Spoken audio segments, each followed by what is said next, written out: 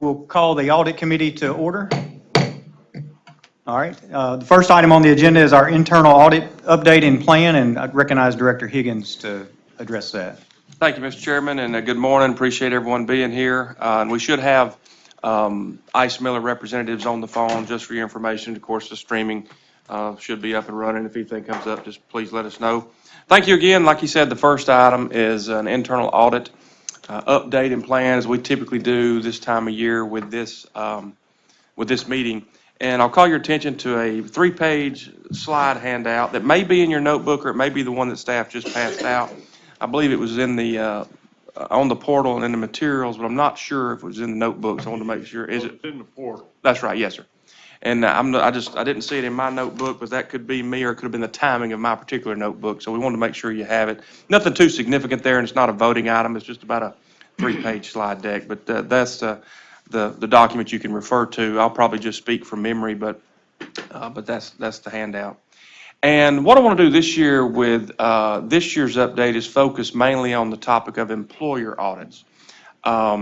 We've had one, I think that's a key function, is something that we do and would be of interest. But then also, over the year, we've had the occasional comment or observation, some with existing staff, some from stakeholders, some from leadership, about an interest or an observation or concern about maybe employers not reporting to us properly or so forth. So I wanted to comment on that a little bit and just update the board on the employer audit function that we have. It's essentially twofold. We have some being done by the external auditors with Eide Bailey that is a part of their regular process associated with GASB standards, GASB being Governmental Accounting Standards Board. So they do some according to their process and requirements anyway. And then we have our internal audit function that focuses on employer audits. Now, in accordance with the state law and the internal audit, we've essentially outsourced our internal audit function. I know that may sound confusing, but the way to streamline it is to just say that we have another firm that does that, and that's a local firm here, HRK. So we have an employer audit function. We have 2 outside CPA firms performing that primarily. One is Eide Bailey as a part of their regular audit requirements. The other one is HRK. And they go in and they do employer audits, and they look at a lot of the type of things that you would think they would do in seeing if the employers are reflecting the information and reporting the information, largely from a payroll perspective, correctly to PERS, looking at the forms that have been turned in, the demographic information, the contribution information, covered versus non-covered employees, rehired retirees, things like that. And so that's what goes on. That's what they do. That's a broad overview of the employer audit function and who's doing it. Overall, I would say generally that employers do a pretty good job. There's certainly room to improve, and that's why we do it. But I want to end on, as far as the plan part for the next year, is we really want to enhance our efforts in that area.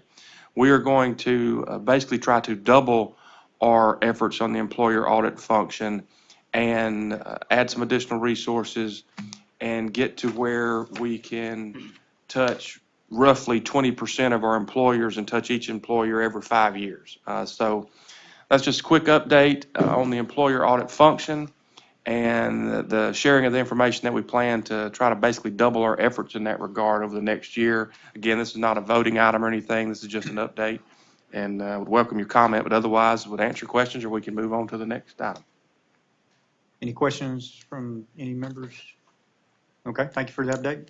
Next is the ACFR report, I believe. Yes, sir. Thank you. So pleased to share and report the 2024 ACFR, the Annual Comprehensive Financial Report. You should have that notebook available for you.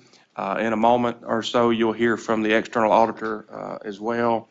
And at the proper time, I'd like to ask for you all to approve the ACFR, and we'll go forward as usual. Pleased to report again, as you'll hear more from the auditor, that overall very clean report, and we're thankful for that. One thing I want to mention before I go much further, though, about the ACFR is just call your attention to one of the pages toward the front in memorial of Frank Reddy. Mr. Reddy was a previous PERS executive director. Some of you may remember him or recognize that name. He passed away not long ago, and so we have a picture in there in memorial there, similar to what I understand we've done at times in the past when previous executive directors have passed away. and certainly our thoughts and prayers remain with his family. And then onto the business side, before I turn it over, I want to share something that I don't usually do, and I hope it don't bring us bad luck in doing it. But first of all, I want to thank the staff for a good report, a timely report, and another successful year and a clean audit. Really want to appreciate Melanie and her staff. In this case, Melanie, I guess in some ways, just due to transitions, filling 2 roles at a time this time around. So I really appreciate her and her team, as well as Charles and others. And I think all of them be the first to admit that it's more of a group effort throughout the whole agency in the different divisions as well. So really want to thank staff. But the different part I want to mention that's a little as I want to brag on PERS a little bit, and I don't typically do that.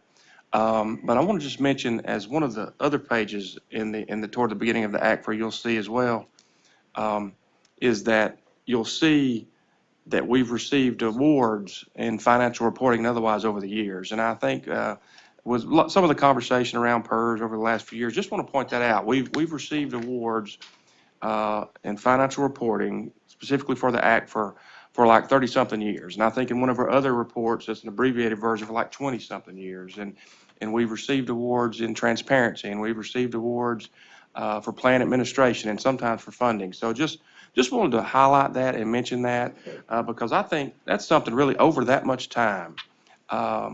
That's something I think that's a testament to the staff and boards, past and present. And certainly it's been included in my relatively short tenure here, but it far predates me. And like I said, I think it's just especially if you think through over the last few decades, if you think through all the various events in the world and retirements and transitions and changes at staff and board level and so on and so forth, to be able to do that, continue that, is a good thing. I think that's a testament to the board and system. And so I hesitated to do it, but I remember a state senator I knew once that was fond of saying something like, it ain't bragging if it's true.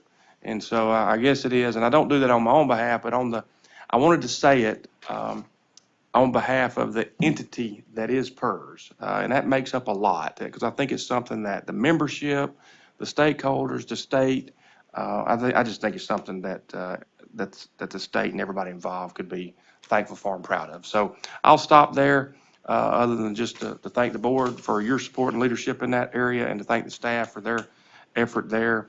And I'll turn it back over to you, or we can ask the auditors to come up and begin with their presentation. Sure. I'd see if the board has any questions or comments at this point.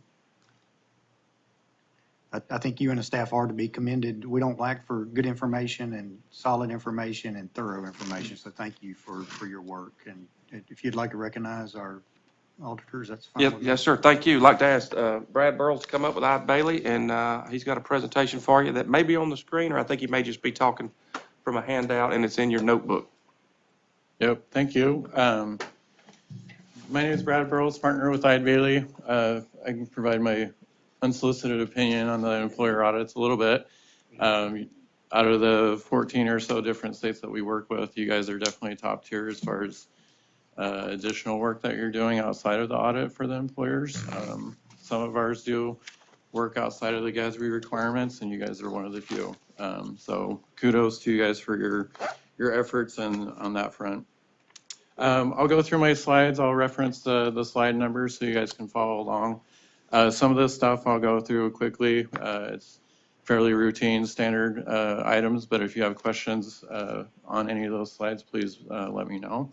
And I'll focus on the pieces that are probably more important, such as the results of the audit. So, Brad, before you start, I believe it's item J in your book is where the handout is in your notebook. That's right, behind J. And before I forget it, we need to make sure and vote to approve the act and then acknowledge the audit results. But yeah. Okay. Make a motion to approve that. We have a motion to approve the act. Do we have a second? Second. And we have a motion and a second. Any questions or discussion? All in favor, say aye. Aye. Opposed, nay. The ayes have it. It's passed. thank you. You're recognized. So on slide 2, I'd like to give you a brief idea of kind of who Ide Bailey is, where we are. Very similar to where we were before we did purchase a firm. So now we're in Illinois and Ohio. So we finally crossed east of the Mississippi, getting closer to you guys. Slide 3 talks about more of our direct experience with PERS, government as our largest industry. So we are able to specialize within, I'll say, subgroups of government. So whether it's higher ed, public retirement systems, that types of things. So for my government work, all I do is work on PERS. So it allows me to specialize and ideally provide better value, better service to PERS. Slide 4 indicates our audit team. It doesn't show all of our staff, but it indicates myself as the partner, Navi Beltoff, who many of you know, have talked to as the senior manager. We also have internal actuaries on staff that we send the 67 reports to. They're not doing reperformance or audits on those. They're just looking at it for reasonableness from the audit perspective. So they're looking at the assumptions, making sure it's in line with what we're seeing in the industry with other retirement systems. We also have Harvest. They're considered an outside pricing source. We use them as a specialist. Some investments are difficult to get a hold of if they're not on a public market. So they help us independently price that. We compare that to what you guys are getting from your custodian and investment managers to make sure that those are in line. With that said, I always like to point out we're very conscious of confidentiality and the importance of the information specific to Mississippi PERS. So when we send that information, they have no idea what client they're working on, who it's for. So it's we're very conscious of that. So I'd like to point that out to this group. The last thing is we have also IT auditors. They're not doing an IT audit, but they're talking with your IT folks to get enough understanding for a financial perspective that helps us. So, you know, you start talking IT, that gets over my head pretty quickly. So it's nice to have a group that they work with your group to make sure that everything we need to see from the financial statement perspective is in line. So no items of concern to note from any of those items. Moving on to slide 5, we do have, this report is related to the ACFR. We also have a separate agent reporting specific to the muni plan, in which case we essentially break out their results for all the municipalities. So those are the 2 main reports that we're issuing at this point. We do have unmodified opinions, so it's a clean report, the best report you can receive. Happy report, there was no internal control findings. If anything significant had come up, that would be communicated at this point, and nothing rose to that level. If you look at the report too, there was no new accounting standards, so the reporting is very consistent with what you saw last year. There is some new ones coming out in the future that we'll touch on here briefly later. Had one past adjustment specific to the muni plans. If you guys see the dollar amount, it's $318,000. You might think that's trivial because that muni plan is much smaller. We have a smaller materiality, so that triggers us to report things that and many people might not think are significant, but to that plan it is. But this has impacted two cities, and it is a minor item from our perspective. It wasn't a material adjustment, so we didn't require it to be made. That said, it was made on that muni report, so that what they're getting and using is accurate. It's just for the main ACFR, it wasn't reflected due to the timing of when that was discovered. So, moving on to the slide 6, basically, I'd like to point out ultimately management's responsible for the financial statements that you see. Only a few pages within that document are actually ours. And so there's a lot of time and effort from multiple parties, not just management, but actuaries. We've got a letter from Ray in there, your investment consultants. So it takes a lot of time and effort to coordinate and get all that information into one spot, and then also make sure that it's meeting all the requirements. You guys do a very good job from that perspective. Well, in general as well, not just from that perspective. Slide 7 talks about audit committee responsibilities. Ultimately, we like to see tone at the top that the audit committees and, you know, overseeing what they need to, obviously expressing concern that certain things aren't allowed. We don't have any concerns from from that perspective. Slide 8 is our responsibility. So now auditors, we come in, ensure that the policies are in place that we like to see to get a materially correct financial statement, that you guys have the policies and procedures that we would expect to see. And as I mentioned before, there's no concerns there.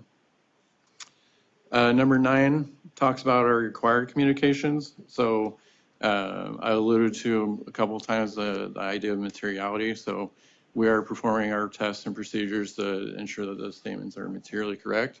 This is not absolute assurance. So when we're doing our testing, we are sampling, doing analytical procedures, those types of things. So it's not 100% absolute that those are the exact numbers, but we're testing that they are materially correct. We didn't have any issues with management. Management is fully cooperative. They respond timely to what we need. No disagreements to report. We also need to make sure that from an audit standpoint that we're independent. We evaluate that annually on an ongoing basis. Obviously, if we're not independent, that questions whether our report can be relied on. So we're very conscious and keep that at the forefront of any conversation. We do have 2 significant estimates. Moving on to slide 10. The first one, as you expect, would be alternative investments. Those investments don't have readily available pricing, so you can't just go look at those online. So because of that, we have to do additional procedures. That's listed here. I won't go through all of them, but because of that, we do spend more time and effort with those, sending confirms to your different investment managers, ensuring the roll forward process and the true ups are occurring when they're supposed to, reviewing those audited financial statements. So there's a lot of work that goes into those. The next significant estimate is the net pension liability. You guys use obviously CAVMAC to perform that work, but we are doing work on our side as required to ensure that the assumptions used are reasonable. And it also ties into GASB 68 work, ensuring that the census data that they're receiving and using to perform that calculation is reasonable. So as Ray had mentioned before, we do various employer audits to ensure that what they're seeing is accurate. Moving on to slide 12, financial results overall. Since we had no no adjusting or journal entries, essentially the information you guys are receiving throughout the year is accurate. So the reports that you see here, annual rate of return was 10.37. You had an increase in net position of 1.8. So again, nothing new that is different than what you guys have heard from your investment folks or actuary folks previously.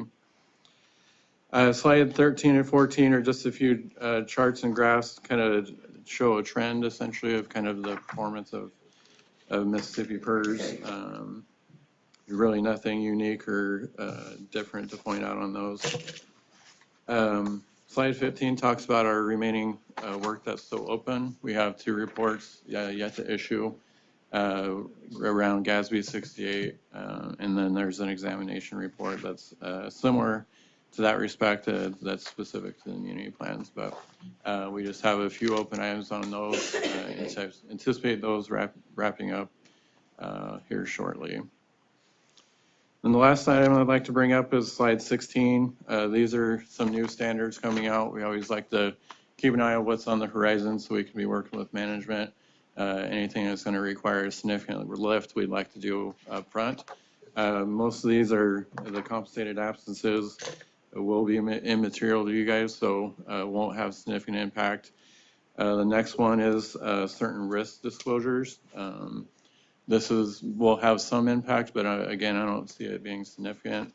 That's going to be more from a quantitative disclosure. So if you have a certain service provider that if they left, PERS can then provide their function, those types of things, they're what they're kind of looking for to be disclosed. So the readers are aware of, I'll say, outside financial risk to the entity. And then 103 is financial reporting model. This one's been going on for years, and it's finally wrapping up. This one will impact state and local government more significantly. For you guys, it's really just your MD&A, and even that, to that, it'll be fairly minor. So don't see anything coming down the pipe that would have significant changes or impacts to the system. So with that, that concludes my prepared remarks. I'll open it up to any questions. Any questions from the board on the unmodified opinion or the presentation today?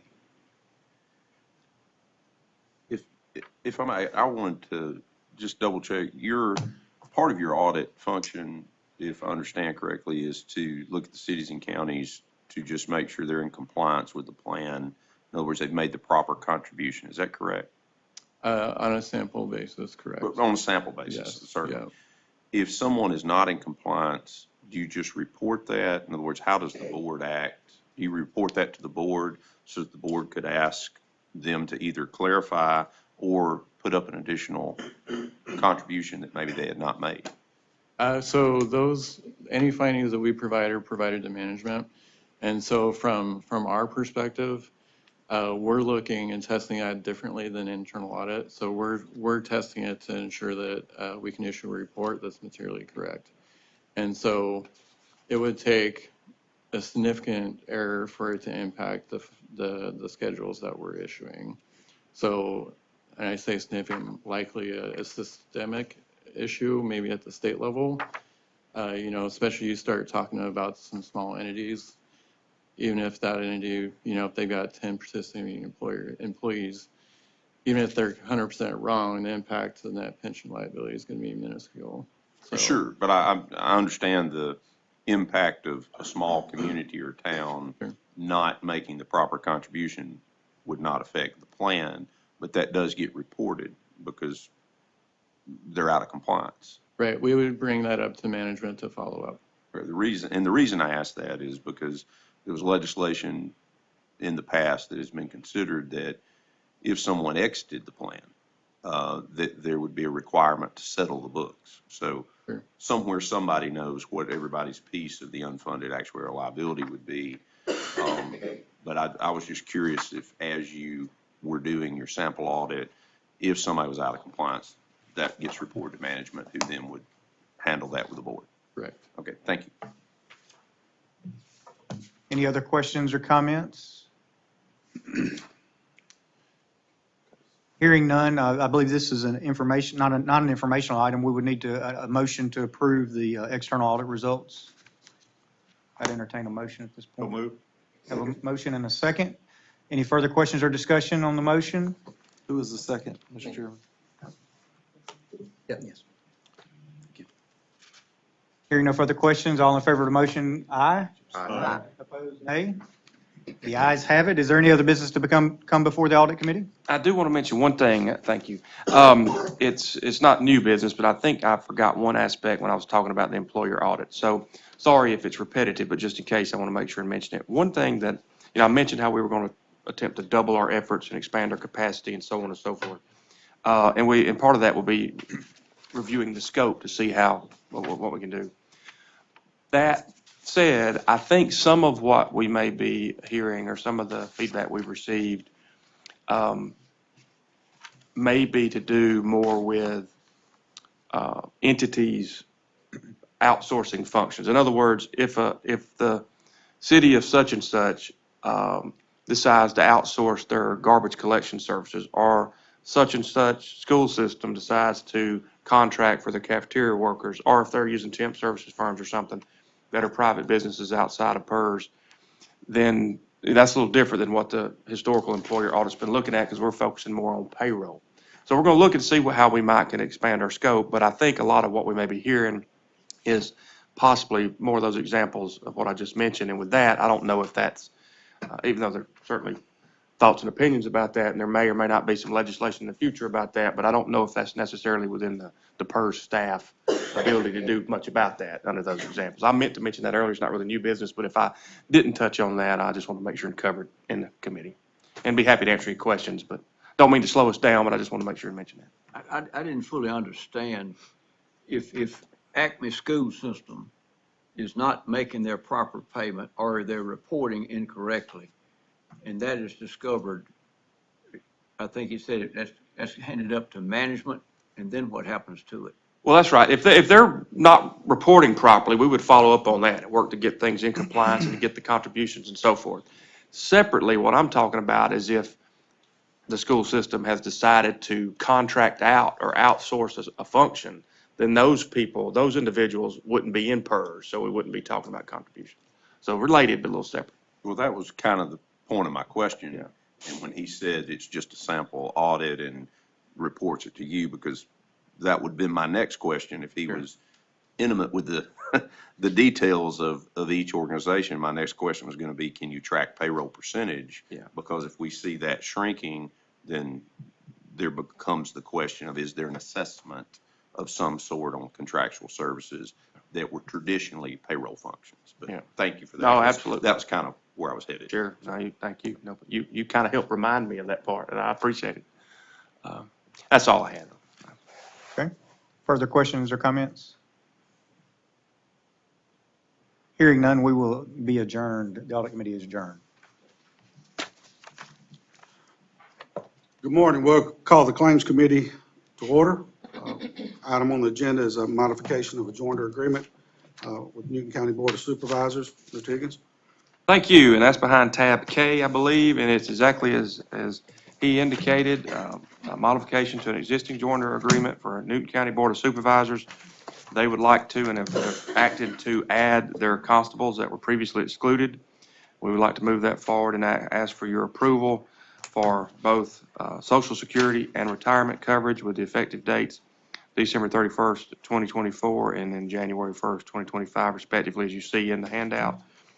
This is consistent with the actions we've taken before, so we'd like to ask for your approval. Now, I will say, just for background and way of information, not for the board to act on, but just full disclosure and transparency on my part, it's come to my attention through this process that maybe some of the employees in question have historically been reported to Social Security. And so if you were to approve it, as we finalize the paperwork that we do behind the scenes with the staff and the Social Security Administration, we'll be working to confirm that and to get the documents in order there. But like I said, that's just background and full disclosure. The item before you is if you'll consider approving this joinder modification as explained. So moved. Is there a second? Second. Any discussion? All in favor? Aye. Ayes have it. Motion approved. Any other business before the Claims Committee? No, sir. All right, thank you very much. We'll adjourn the Claims Committee. I guess that carries us to Administrative Committee. We'll call the Administrative Committee to order. And I see the first item up is a retiree representative board election. Yes, sir. Thank you, Mr. Chairman, and that is behind tab E, I think. All right, you see there, it's the schedule in the typical type format for the retiree representative for the term that ends June 31. It's outlined there before you, and we'd be happy to answer any questions, but we would ask for your approval. I move to approve. We have a motion. Do we have a second? Second. Any other discussion? All in favor? Aye. Aye. Any opposed? Motion carries. Easy enough, Dr. McCoy. We'll get you lined up and ready to go. You got my dates to work on. Got your days ready to go. Yes, sir. Next thing up is the actuarial reports for SLRP, MRS, and PERS. That's it, and we'll turn it over to CAVMAC. All right. Good morning, everybody. Again, Ed Coble with CAVMAC, and I have Darby Caraway. We're going to go through the three mentioned plans. We spend so much time on PERS that sometimes we don't take the time to really dig into the other three plans. So we got PERS out of the way in October, so we got plenty of time now to spend on these three plans and get you all educated on these three in case you don't know these as well. So I'm going to start with the Highway State Patrol, and then Darby's going to do the supplemental legislative plan, and then we'll finish up with some ASOP 51 stuff and the MRS plan, the meeting plan. So Sorry, I'm a little out of breath. Just coming up here. All right, so a really good year, again, in investment. We talked about this last month, or October, about PERS. Similar findings, all of these asset pools are commingled and invested the similar way. So a great return on a market value basis of 10.5% for the fiscal year end for the Highway State Patrol retirement system. Again, last year was around 7.5%, so even better year this year. And as you all know, we do an actuarial smoothing where we take the last 5 years of returns and kind of smooth them over that period. And that return was 7.3. Last year was 7.4. So you're wondering why we went down when we had a good year. Well, it's that year that drops off. That's the key year when we drop off that previous fifth year. So that can move the numbers. But for basic purposes, the actual smooth return usually stays within a tight corridor of our expectations or our assumptions. But one thing I really wanted to point out is this year, the 7.3% is an actuarial gain because of our 7% assumption. Last year, when we got 7.4, it was actually an actuarial loss because we were assuming 7.55. So even though the return is lower by 0.1%, we actually will show you in the gain loss section a gain in the investment returns. So that's the power of dropping the assumption. Yeah, we felt it. We felt it in the liabilities, the increase in the liabilities and the increase in our actually determined contribution amounts. But it's these kinds of years where you kind of build up those gains instead of having losses. So just wanted to spend a little time on that. The funded ratio of this plan is basically flat. It's up 0.1%, but basically flat. We still, for this plan and for the legislative plan, we still calculate a fixed contribution rate amortization period. So the fixed contribution rate for the Highway State Patrol is 49.08% of payroll. Again, we've had that rate, that contribution rate for many, many years, and we've been able to maintain this plan with having an amortization period of around 30 years. Now, again, we'll talk about the ADEC rate and that kind of stuff, but we're right around 33 years, meaning that if 49.08 continued, this plan would be 100% funded in 33 years. It's a little bit longer than our funding policy wants us to be, right? We want to try to get to 100% funded by 2047. So that's in 23 years. So again, we got some work to do, but we'll get into the meat of that going forward. The projection results show us at 80.5% funded in 2047. So a little bit short of that 100% mark, but it does fluctuate. Yes. Let me interrupt there and ask Please the do. director a question. Where do the funds come for the 49% on the fixed contribution rate? This is Highway Patrol. Yeah. That's the equivalent to the PERS contribution. That's the percent of payroll method that's coming from their payroll contribution, kind of like with PERS is the lower amount. In addition, they get, Who's making, I think you. Department of Public Safety. Yeah. oh, it's part of the public safety, yeah. And they get a diversion then? Is that what that is?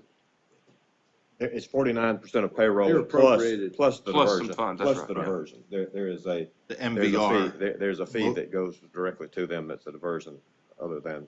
And it's approximately how much? The motor vehicle is 3.3 million. That's what's, and then this is a percent of payroll, but it's just for the Department of Public Safety. So they're appropriated whatever funds they're appropriated they use, I would suspect. All right. So for this plan, it pales in comparison to PERS and as far as liabilities, right? We got $50-60 billion of liability for PERS. This plan is much smaller, $756 million, but still a very important plan to the state. We've got $439.7 million in assets currently, which makes up about 58%. There's money coming in from employers for the normal cost. Again, that's the ongoing cost of the plan. And then members are contributing 7.25%. So there's a present value of those expected future payments into the plan of about $23 million. What's left of this pie chart is what is needed for the unfunded actual accrued liability payments, and that's just over $230 million. So there's a plan in place. Again, part of that 49.08% is going to pay that off. And again, we pay that off over in 33 years at the current rates. Again, so how did we do this year versus last year? As far as, demographic, economic experience, all the things that go into the evaluation process from year to year. As I mentioned, we did have a gain in the assets.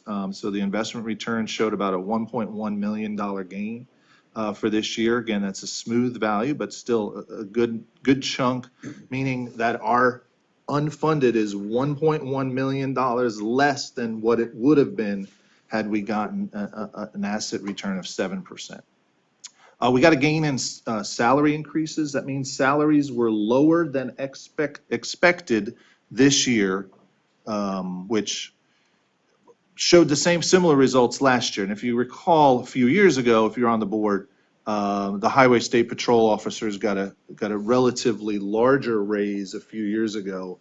That typically happens in public safety where they get one big bump and then they're kind of flat for a couple years, just through negotiations and that kind of stuff. So we did see a little bit of a gain. We don't really alter our expectations of salary increase to kind of try to follow that pattern of getting increases every few years. We kind of have a relatively flat increase assumption going forward.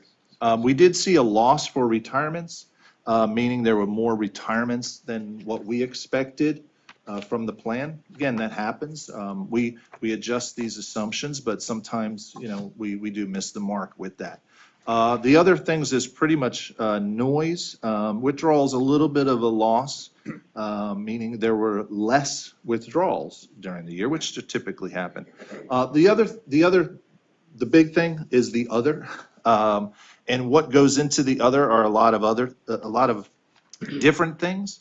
One is data adjustments. So each year we collect data from staff, which they get from the employer, and just sometimes, we have updates in data that make the data better, right? We might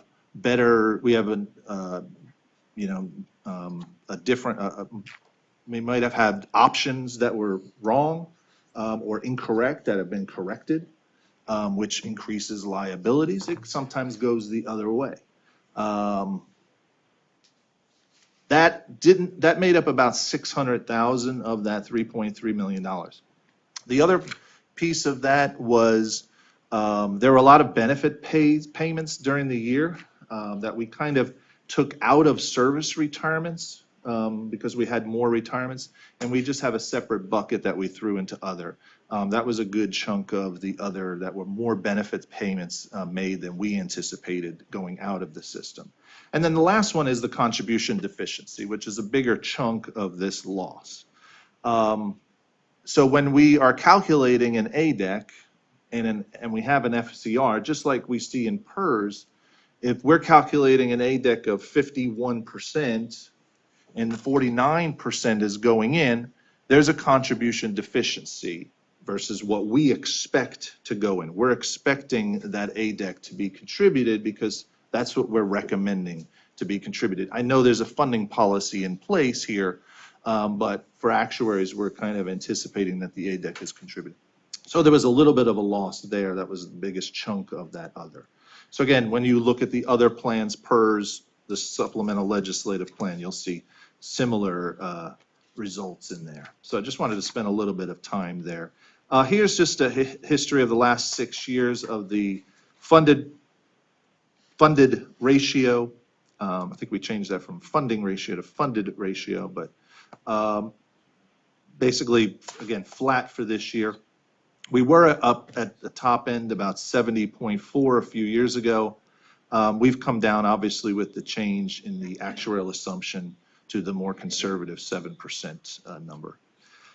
Slide 7 goes through The allocation of the fixed contribution rate of the 49.08, as I mentioned earlier, we've had this rate for a number of years, and the funding has worked. If you look there in the middle column, the UAL column, that's the percentage of payroll that is going to pay down the unfunded actuarial liability, 29.47%. So that's what I'm telling you, that's going to take, if that continues and payroll grows and as anticipated and all assumptions are met, that would take 33 years if we got the 29.47 going forward. This does include, or the additional contributions of 3.3 million coming in from those MVR fees. But when we calculate an ADEC, an actually determined contribution, we have a schedule that we're following based on the funding policy of this plan, where we're closing each of the unfunded pieces over a 25-year period. So we set this up last year to pay off the $227 million. We had a loss of about $3 million this year, which we're amortizing over 25 years. So when you go down to the bottom number, we're saying that the unfunded piece that we need to pay this off over this schedule is 33.48. I'll go back to the other slide. What we're getting in is 29.47. So what we would like to get in 33.48. That's the deficiency that I'm talking about that we see in the gain loss from year to year.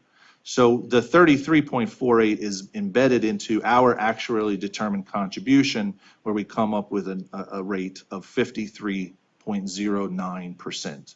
So a little bit of a bump from last year's number of 51.62%. When we take that 53.09 and we divide it by the 49.08 to get the one metric for this plan of the ADEC to FCR ratio, we have come up with a ratio of 108%. Recall the funding policy, we have those metrics in place. If we get anywhere between 100 and 110%, we're in a yellow or kind of a cautionary status. And anything over 110% is where we get into that red signal status, where we would be recommending a contribution increase. So right now, we maintain in the yellow, but as you can see, we're approaching the red status. I'll go through the projection results and then kind of summarize everything at the end. So our baseline results for our projections going forward, again, as I mentioned on the first slide, is the funded ratio in 2047 is anticipated to grow, steady, but grow to 80.5%. Again, the goal is to get to 100% in that yellow box there.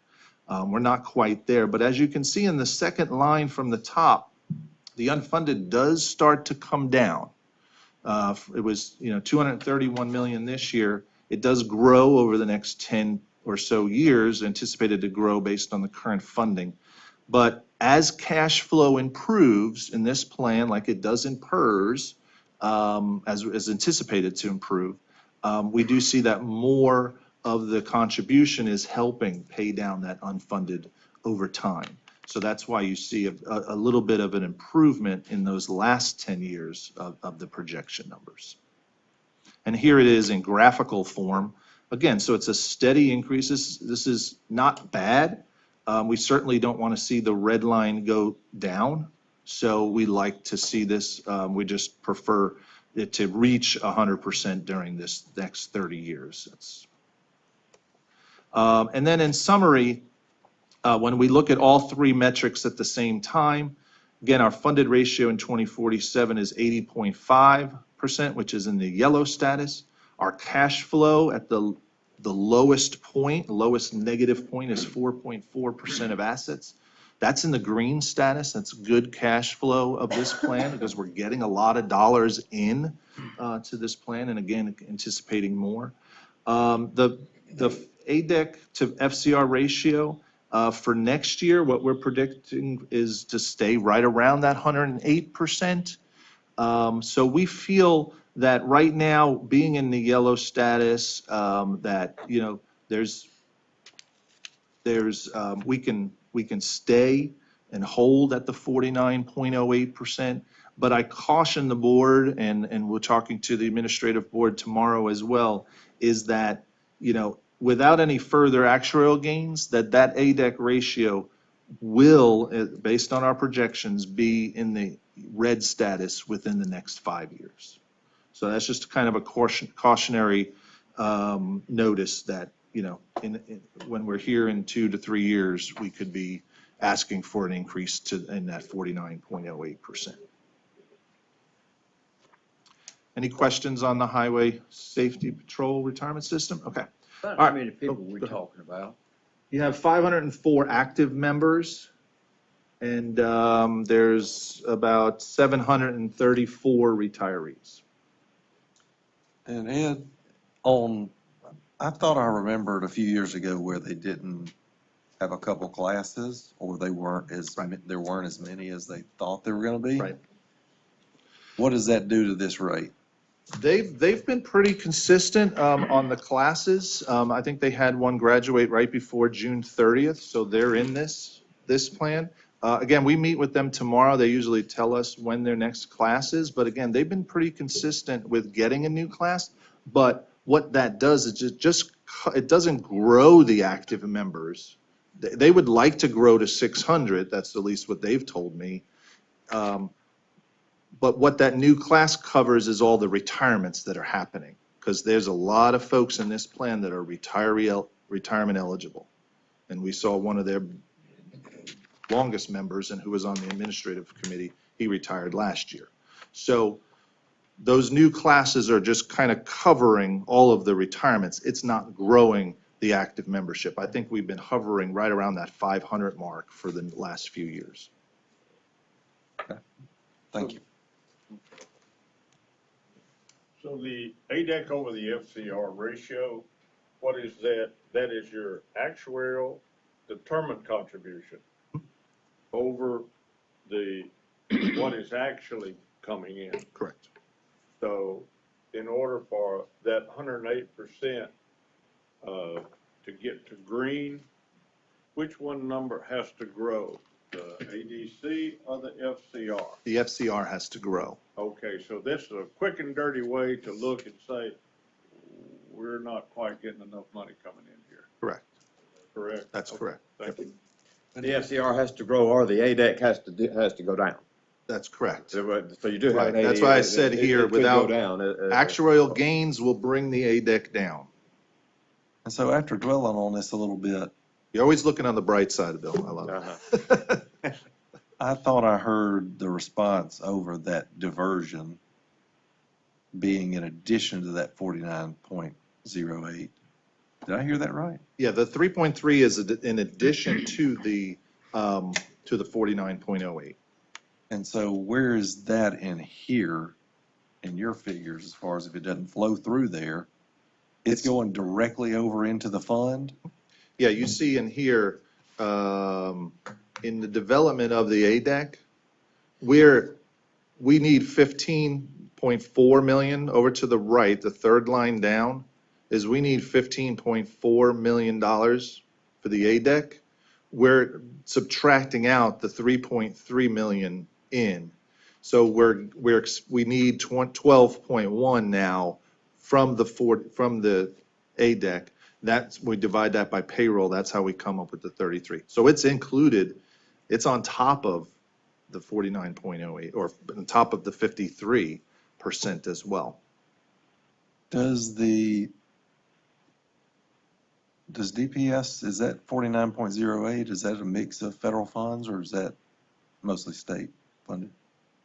It could depend. That's going to really be a question for their budget. That's just the amount coming in as a percent of payroll. So if they had any grant-funded positions or federally funded positions, I would assume that would be coming through those other funds. Mason, is that correct? Do you have any other info? I would have to defer to them. It depends on them, but So it's a percent of payroll for the eligible position. So whatever fund source they're using, it would be coming from that. Mainly state, I assume, but don't know without checking with them. yeah, so you see where this is headed. It's 3.3, really 4.5. And it through payroll. And it's coming directly over from a state source that could be run through payroll that would then leverage more money going into the system.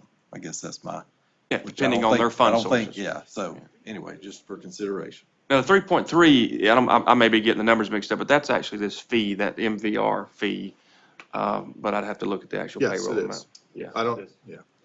I don't know what the But he may be 4.5. pointing out that if you were to do the What to same do thing with it. through the payroll, yeah. Right, I mean, it's a state source fund, right? Mhm. And so if it's transferred over, it's 3.3. If it's run through payroll and they're getting 30% from the federal government, then is that a way that it would go through? I don't know. And that depends on their budget Right. breakout, I don't know. So anyway, it's just when you're talking about ADEC trouble and looming Now, the concept, funding. that's right. Now, the concept certainly applies to all the various PERS covered Right. employers for the PERS system, but I'm just not as familiar with their budget. Yeah, I just didn't know whether there could be a way to have that whether that would make any difference if it ran through payroll instead of being directly transferred, so. Don't know. And the employee contribution there is still 7.25. That's right. It never went to 9. That's right. All right, Darby's going to take over on the supplemental legislative retirement system. I'll run the slides. This first bullet point looks a lot like the highway patrol, got 10.5% return on the market value. So the market value of assets is just under $22 million for this plan. On an actuarial value basis, the return was 7.7%, and that is the number that we compare to the 7% and get an actuarial gain due to investment return this year. The funded ratio did decrease slightly from 75.2% to 74.7%. And for this plan, the fixed contribution rate is 8.4%, which it was increased from 7.4% recently. And using that 8.4% of payroll, the amortization period, the unfunded will be paid off in 25.5 years, which last year was 26.5, so going in the right direction by 1 year for that. And that decrease is mainly due to those increased contributions, increasing it to 8.4%. And the projection results show that this plan will be 86.9% funded in 2047. And last year, that number was 78.4, so definitely going in the right direction there.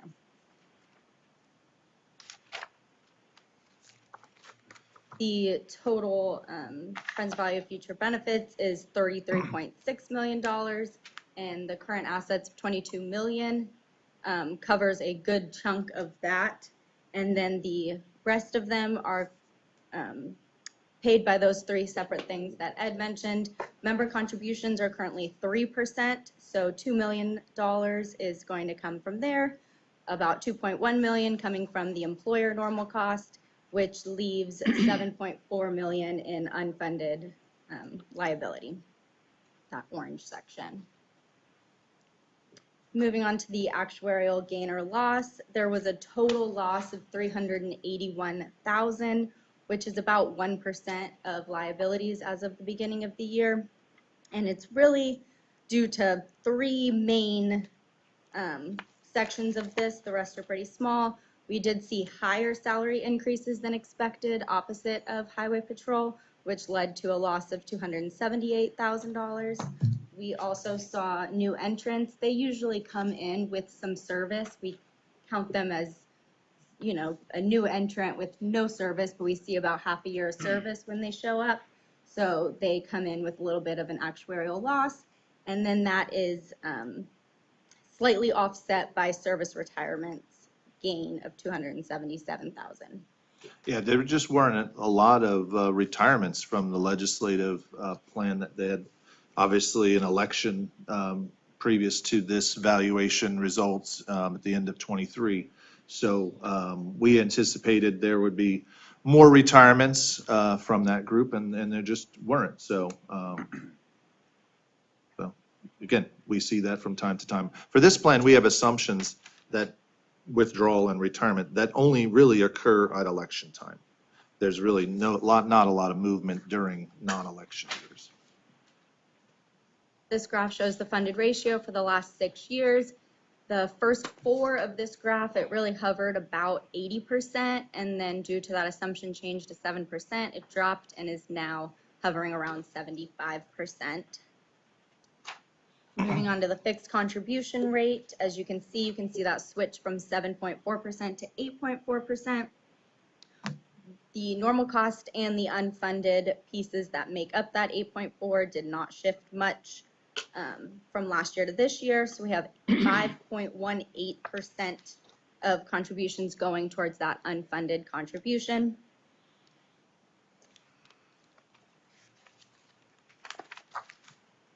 Next, the actuarially determined contribution.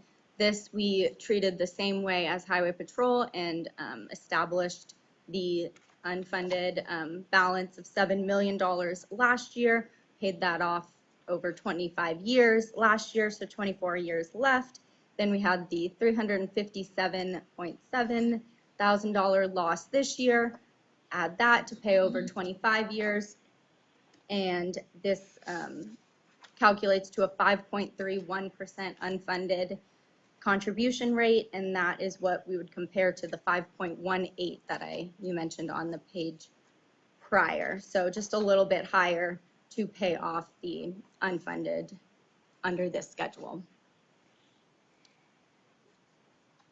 These are just the two pieces that make up the actuarially determined contribution rate, the normal cost of 3.22%, and then the 5.31% calculated on the prior slide comes to an 8.53% actuarially determined contribution.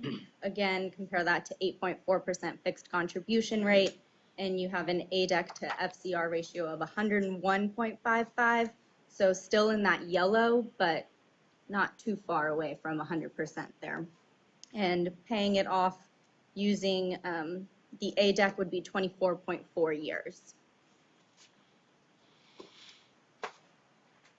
Now looking at projections at 7% using the 8.4% contribution rate, we have a funded ratio of 86.9% in 2047, which Ed mentioned we are shooting for 100% in 2047, so not quite there. But again, that was in the 70s last year, so that increase in the fixed contribution rate is working and we're going in the right direction.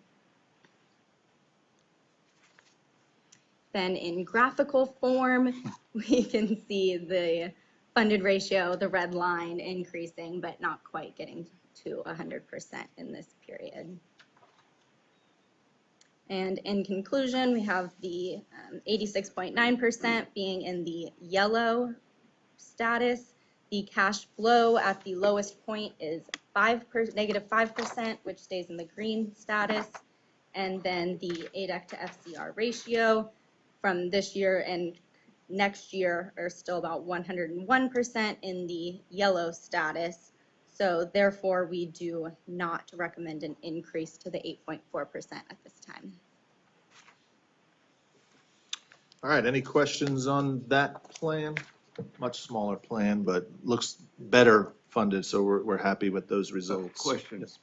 There are some in the general public that do not understand TLRP or SLRP or the need for it. If it were done away with, is that not this in better financial condition than the other two entities we're talking about, Highway Patrol and PERS? It currently is 74.7%. It's much better than the other two entities that we've discussed, is that right? That's right.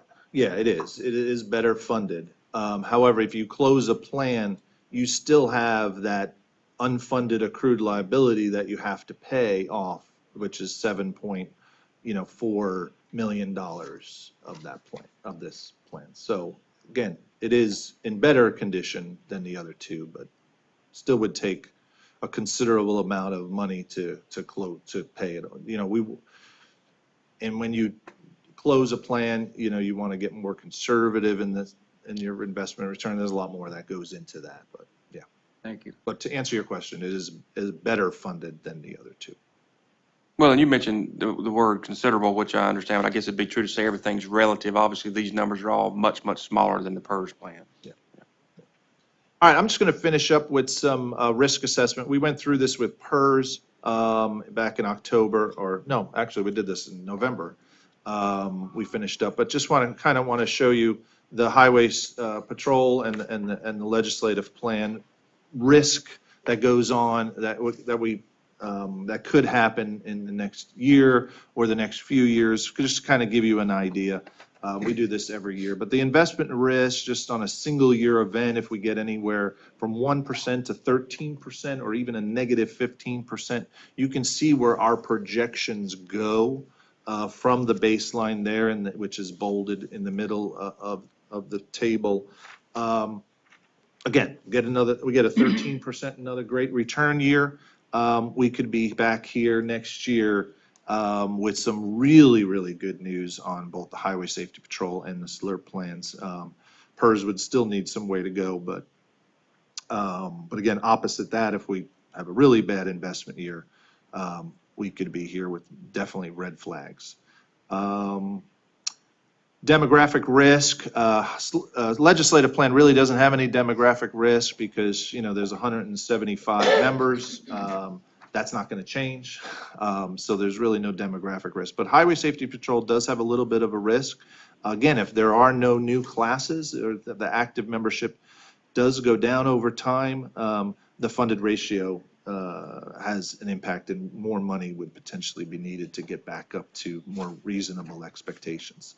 Assumption risk, again, if we lower the 7% down to 6 3/4, just like we went from 7.55 down to 7, it lowers those expectations because the investment money would not be expected going forward. It would require more contributions. That's the whole C plus I equal. Go back one slide, Yeah. please. Yeah. On the projected fund ratio. We're looking at active membership there. Yeah. So if under PERS in 2047, if there's a 2%, 3% outsourcing of active employees, we would drop to 51%. And if it's a 0.5%, it'd go to 48% funding. Is that what that looks like? Is that what? That's a decrease every year. Every year. Every year, so the PERS is 146,000 active members. If there's a continuous drop of, on average, 0.25% of people for 30 years, this plan would be 51% funded versus 53.7. And that's getting down to about 126,000 active members. If it were to happen immediate, it would be a worse impact. Because this is gradual decline versus you come down and then stay level. We don't have that payroll. These numbers would be a lot worse. Oh, yeah, I mean, the payroll goes, so that's part of the reason the board has had the discussion about the surcharge of outsourcing to keep the funding, because you can see how significantly outsourcing could have an impact on the system itself. Okay, thank you. But it's not active membership, it's gross payroll. You're just equating that active membership affects gross payroll. If you have fewer employees at higher wages, it's the gross payroll number that we're focused on, correct? Exactly. Well, Okay. that's what's being contributed. It's the 19.9% of the gross payroll, but their payroll is potentially declining or not growing as expected with a decrease in active membership. So they go hand in hand.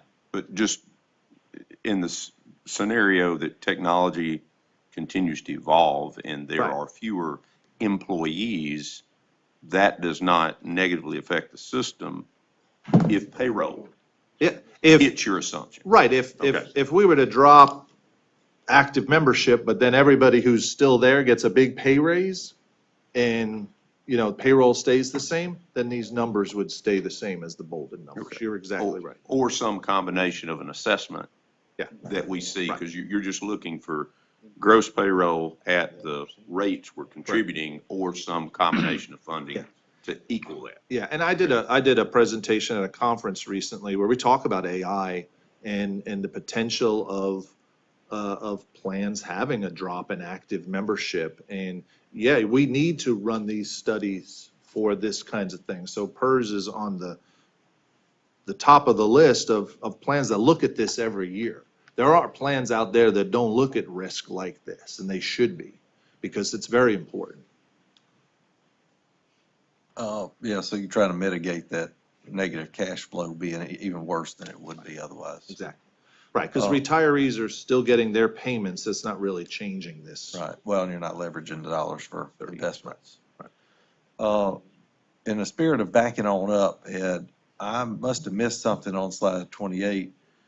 You mentioning, and I missed a Yeah. gasp in the room on this simulate 2008 loss using negative 15% in 2024. Did I breeze over that too fast? I don't know if you ever said anything about it, but I found it on my own. Yeah. You may have, and I just wasn't listening. Yeah, this I didn't actually, want the to. 2024 is a typo. It should be 2025. Yeah, I Sorry. figured that was Sorry. for the fiscal year, but. Yeah. 13.5%. That's where the funded ratio would be in 2047. What would it be at the moment after that, do you think? Well, I mean, the good thing is we smooth out that number, so it wouldn't drop from what are we at now, 56.5. It wouldn't drop too far from there. It would be gradual over the next few years, but it would drop 2 to 3% or something like that. And that's at the current assumptions, though. Yeah. I have the modeler. I Okay. could run that. Yeah, that's concerning, isn't it? You don't want to see the graph. No. I didn't think so.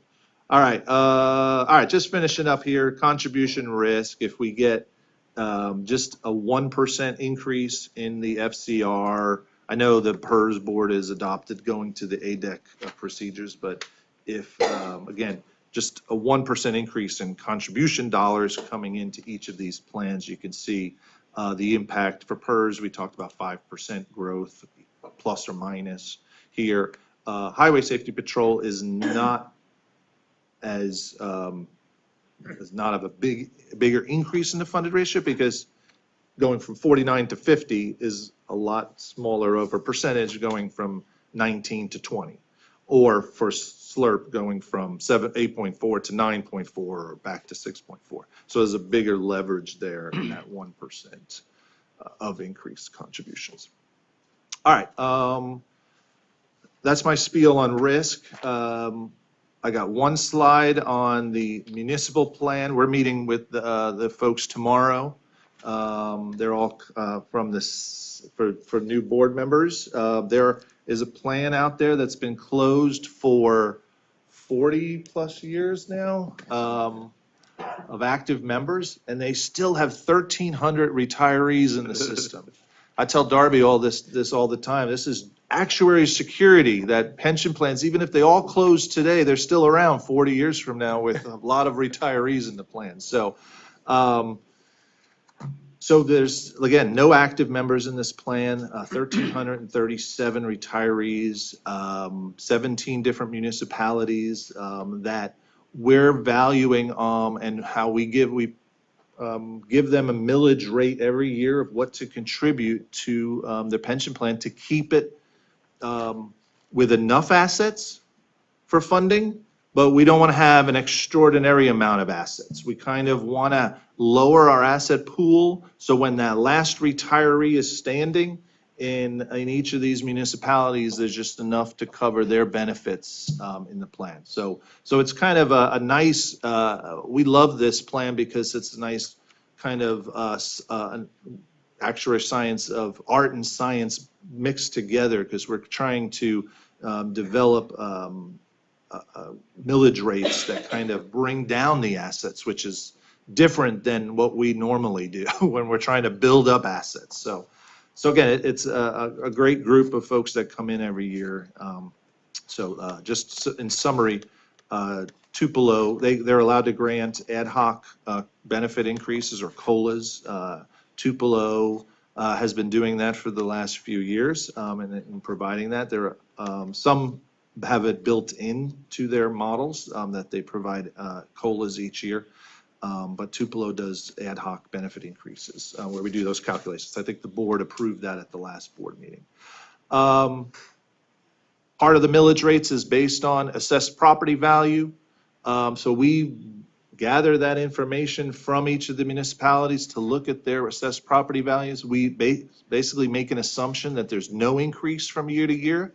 So when you have an increase, it helps lower the millage rate. And when you have a decrease, it kind of puts pressure on increased millage rates. So it did increase, which is great to hear from statewide perspective that 15 municipalities had increase in their assessed property values, but two, I believe Natchez and one of the Greens had a decrease in the municipalities. A loss, sorry. It was Columbus, I was right, okay, all right. All right, and then, so what we do is kind of calculate who needs an increase and who can afford a decrease, and great news this year is only one of the municipalities needs to increase its millage rate for the fiscal year, so that'll be something we'll communicate to them tomorrow. So that's really it. The rest of the presentation is all appendix. If you'd like to look at more graphs and more numbers, feel free. But that's the end of our prepared remarks for this, and we'd be happy to answer any further questions. Any questions for Ed? If I remember correctly, we typically accept these reports as being presented. Do we have a motion to accept these three reports as presented? So moved. Do we have a second? Second. Any other discussion? All in favor by aye? Aye. Any opposed? Motion carries. The next thing, funding policy. Yes, sir. The next item is behind tab G, and I realize we might be about to run a little bit behind, so I'll try to be brief. But if you look behind tab G, there should be two examples of a funding policy that practically the same as what was provided in November. And there are two different versions with the same end result. As I emailed before, one is a clean copy, the other one has the track changes. And if you would, you'll keep flipping till you get behind the light blue piece of paper and go to the one with the changes. That's the one that I'm going to walk through very briefly. But before I do, just to mention, as I have before, to summarize what these changes are, at least the substantive ones, is to a couple things. One, comply and adjust for recent changes in state law, largely about the implementation of the contribution rates. And then also to move to an ADEC policy, ADEC being short for actuarially determined contribution, or ADEC as we refer to it, which is also basically what this particular year the board did at the last meeting in recommending the ADEC to go forward with the legislature. So that's it in summary, recent changes in law and then a move to an ADEC policy. But as you can see on the first page there up toward the top, that is changes basically there to move to that ADEC policy as opposed to other description there. Just down below, you see a little bit in yellow there where we add the eligible beneficiaries. Excuse me, you want me to make my comments as you go through point by point? Because I've got several in here. Every place there's a red line, I've got a comment that I want to make and maybe introduce some changes myself. Whichever you prefer, the chairman prefers, either's fine. Whatever you'd rather. Okay, well, let's just stay with the first one there. Going to the ADEC policy. I think that going to the ADEC is okay, but I do believe that we still need the fixed contribution rate. It gives us a quick and dirty way to do it. Plus, you mentioned going to state law. If I read the state law correctly, it says that we can recommend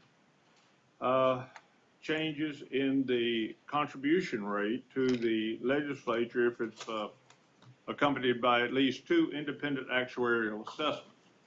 The next line in the title says to allow the board to make recommendations regarding additional funding sources for the retirement plan. Now, in order for us to get in compliance with the law, I think that everywhere we talk about employer rate, a contribution rate, we need to also put in there that we can recommend additional funding sources to get us in compliance and let us know that in funding we could, for instance, we can recommend that the legislature, whatever contribution rate that they do, if we recommend the ADEC and they do that, then we don't need additional funds. But if they choose not to do the ADEC, then we're going to need additional funds.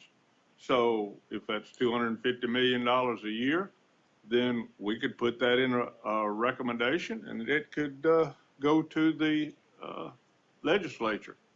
Not only that, we could speak to what I think Mr. Breland spoke about, that if you do go to the ADEC, then you could actually fund it through payroll, and about 66% of that would not come out of general funds.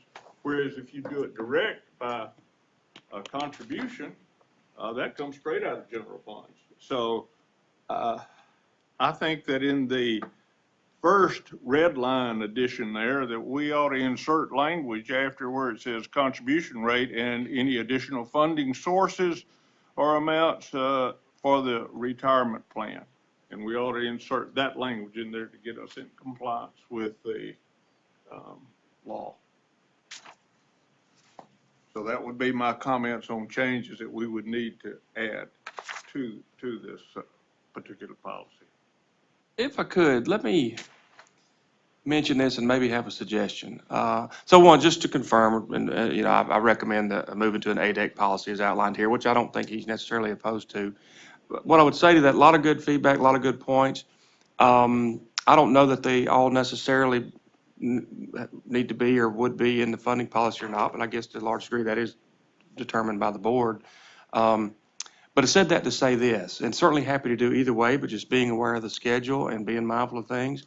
If it's agreeable with Dr. McCoy and Mr. Benson and the committee, and then I want to make sure with the actuaries that we wouldn't be doing any harm, we could agree to just pause on this one for this time, and I could work with Dr. McCoy between now and the next meeting and do it. And the reason I want to make sure is I don't know that there'd be any harm in that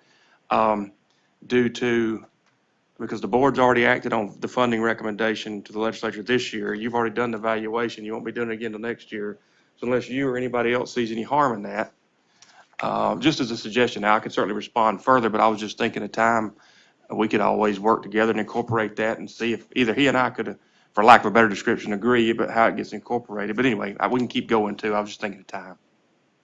That would be fine with me. I would just point out that in the recommendation from staff is that we eliminate all of the comparison to the actuarially determined contribution, as compared to the fixed contribution rate, because the legislature already fixed contribution rate. It's at 19 point something. So if we're going to look at it and see what the difference is, we need to still have that in there. So it gives us a quick and dirty way to look at it. So I think that needs to stay in the funding. So I'll be glad and happy to do that because, as I said, I have multiple changes to get us back to that. Now, I will follow up in saying that, yes, we voted at the last meeting to adopt the ADEC and send that over to the legislature. That's what the contribution rate needs to be. Well, I would like to follow that up with another recommendation that would go to the legislature, and that would be $250 million a year of direct infusion of cash, and then see what that would change the ADEC to be, and see if that would lower that. So I would like, since we have the authority under the law to do so, I think that we should do that. And that would give the public and the people that we represent an opportunity to compare what we see as a possibility as to what the legislature may propose, and have a comparison in some manner. But otherwise, we have just offered one thing, and the legislature certainly is going to come up with something different, I suspect, than that. So if they do, then our people are going to be calling us that we represent and asking, should we call the legislators? Should we call them?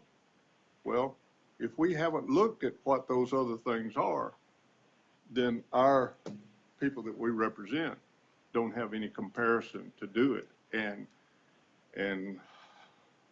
it will be left entirely in the hands of the legislature. Now, they've asked for that responsibility with giving them the ADEC. We've given them that total responsibility, but I would still like to be able to do what the law says and us offer other funding sources and maybe how to do that. So that would just be mine. And if not in this meeting, in the next meeting, I'm going to be talking to you and having something prepared that I can bring to the board as a proposal, as an option or an alternative. So just so the board is aware of what my thoughts are about this process and where we are. But I wholeheartedly agree with you and I getting together and discuss the changes and concerns that I have with the funding policy. Well, that sounds good, and I appreciate where you're coming from, and part of that's a good example of, we talk offline and find out, what could be in here, what maybe is done another way through the board or whatnot. I just briefly will say, there'll definitely be a comparison somehow. I can explain later when we go through it, but I'm sure the actuary in their report each year will even show the comparison between the ADEC and what was funded, so totally agree, and appreciate your feedback on that.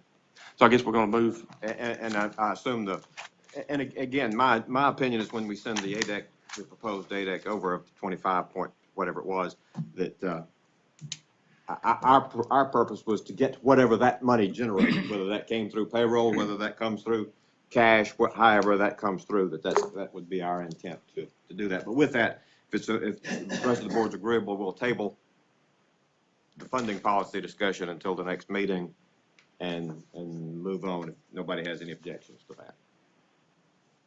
Sounds good. Next item is behind, I guess the next tab, I think it's H. And this is in response. You may remember Chairman Breland mentioning something at the end of the last meeting. And so it's in response to that, and also various aspects at times over the last year or so. And what this is here is just a draft I put together in response to that to give you something to look at and consider. And the way it's suggested here would be similar to the Retiree Insurance Advisory Committee, where the board would consider creating this advisory committee, which is drafted as the Investment and Pension Advisory Committee, but with the same concept as was done with the Retiree Insurance Advisory Committee and maybe other board regulations. And if you were to move forward, it would be creating this advisory committee in regulation. If you move forward and passed it, today would be the initial adoption. The final adoption would be likely at the next meeting if we continue with our typical schedule. And just want to provide this and draft something on paper and get it ready for you to look at. And like I said, in follow-up to that. And you also may remember over the last year or so, from time to time, there have been conversations or comments about advisory members and things of that nature. So considering all that together, I wanted to put this for you and say a few words to kick it off. Now, all things considered, I do recommend that you adopt this or something similar. Certainly that the board or committee may not feel the same, but all things considered, that would be my recommendation. And just to quickly recap it, it's the Investment and Pension Advisory Committee, and the way it's drafted would be one member each as recommended from the governor, lieutenant governor, and speaker of the House. That would be a non-member of PERS that would have a certain level of experience, and they would be required as a part of it to be a fiduciary in their advisory capacity to the board, and they would receive payment of a small amount as well. Both of those items are follow-up to some of the comments from board members and so forth. And the duty of the board and the obligations of the PERS board, none of that would change. So that's a quick summary. Again, advisory committee certainly could be modified based on your feedback. 3-member advisory committee. It's drafted to be primarily on investments, but drafted in a way to be a little bit open-ended. You can see that there up toward the top. And all things considered, I would recommend that you consider it, but I really just wanted to get this to you and kick it off. Be happy to answer any questions. I'd recommend you do it, all things considered. With this so-called committee, would it not assume some of our responsibility? I don't think it would the way it's drafted. Excellent question, but the way it's drafted and the way I understand it is all the duties of the existing board would stay the same. This would be a separate advisory council that would make recommendations and communicate with the board as needed, but they wouldn't be voting members and they wouldn't change board members' duties or responsibilities in any way. And we also have Ice Miller on the phone, at least Audra for Mice Miller, maybe her and Rob, just as background. I mentioned that earlier, but to my understanding, they're on the phone for this or other conversations. But no, sir, I don't think it would change the board's duty. Ray, this is Audra. I am on. Okay, thank you. Anybody else with any other comments? I do. The comment that I would have is this, what would this investment committee provide to us that Callan does not? Well, it would depend. I mean, a lot of it is to be determined and then who's appointed and all, but I think what this would do is provide just an additional set of advisors, depending on how it's implemented, depending on who's appointed, and depending on what they want to look at. On face value, I certainly don't predict the future. Excuse me. Yeah. Who is they? The Committee wants to work? In other words, they would come in and set the scope themselves rather than the board set the scope? No, sir, that's not the way. I mean, a lot of that is to be determined on how and if y'all move forward, but I think the board would have full control. I think this is drafted up that they would coordinate their works through the executive director, and of course, I serve at the pleasure of the board. So together, we could define what that scope is and how they want to liaison with, provide recommendations, or make notes to the board. If this board would like to do this, I don't have an objection to do that. I do have an objection, though, to the governor, lieutenant governor, and speaker of the House appointing members. I heard our constituency last year, loud and clear, when there was a bill in the legislature proposed that said we want to change the makeup of the board. Our constituency said no. They called, legislators got called, and that went away.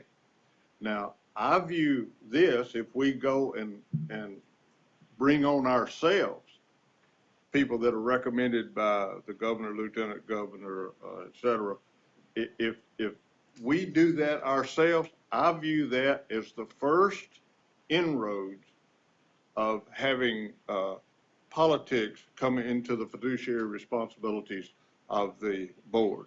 If we want to do that, I think just as the legislature said we should choose independent actuaries, I think that if we're going to do that, we as a board ought to choose the independent representatives to come in and look, not people from the political side of our state. So I would not support this just because of that appointment there. I think that should rest with the board just as the actuary did, that the legislature, in its wisdom, said that we should do. So that's the way I would feel about that. Yes. Mr. Chairman, would it help any? Don't call me chairman now. I'm not. Well, whoever, your friend to the left over there. So he's been to the left of you the whole time he's been on the board. But it's any merit to, I just saw this for the first time. I'd like to kind of think about it a little bit. Could we lay this on the table for possibly the next meeting? And we could, if appropriate, just mention one couple, and that's certainly fine, whatever you all prefer. In that regard, if you did, what you could do is you could consider initial adoption today, and even if you did that and you passed it, it's still not final. It would have to come back for final adoption at the next meeting. So as a suggestion, if you want to keep it moving along, you could, even if you voted in favor of it today, it's not final, and it could never achieve final adoption, or it could be revised in the middle. That'd be my preference or suggestion, just to keep things moving, but I certainly defer to the chairman of the committee. I would agree with Mr. Dell to table it. I don't see the point of this. Our investments are fine. Yesterday, Callan celebrated how well our investments are doing. Doesn't this just send a wrong message to Callan that, hey, we don't trust you any longer? And that we are going to appoint, from whomever appoints it, I don't care who does, that we are going to appoint a board that says, we're going to oversee what you do now? I mean, I don't see the point of adding one more layer to what we're doing in an already complicated situation. I mean, if our investments were tanking, I would understand that, but our investments are doing just fine. They've done fine for the last 5 years. And I don't see the point of this. And like Mr. Dell said, this is the first I've really seen this. We mentioned it 2 minutes last time. It's the first time I've seen this. It's just kind of strange to me. Sure. We appreciate the feedback and the compliments and kind words toward the investment apparatus and so forth, so appreciate that, and staff and advisors and so forth. And I don't have strong feelings about it. I'm primarily following up based on the comments over the last year and the comments at the end of the last meeting. So totally understand that as far as information in the portal or whatnot. I I got a personally, couple comments, Ray. Okay, and I'll jump back in later. I had a couple comments. okay, I'm sorry.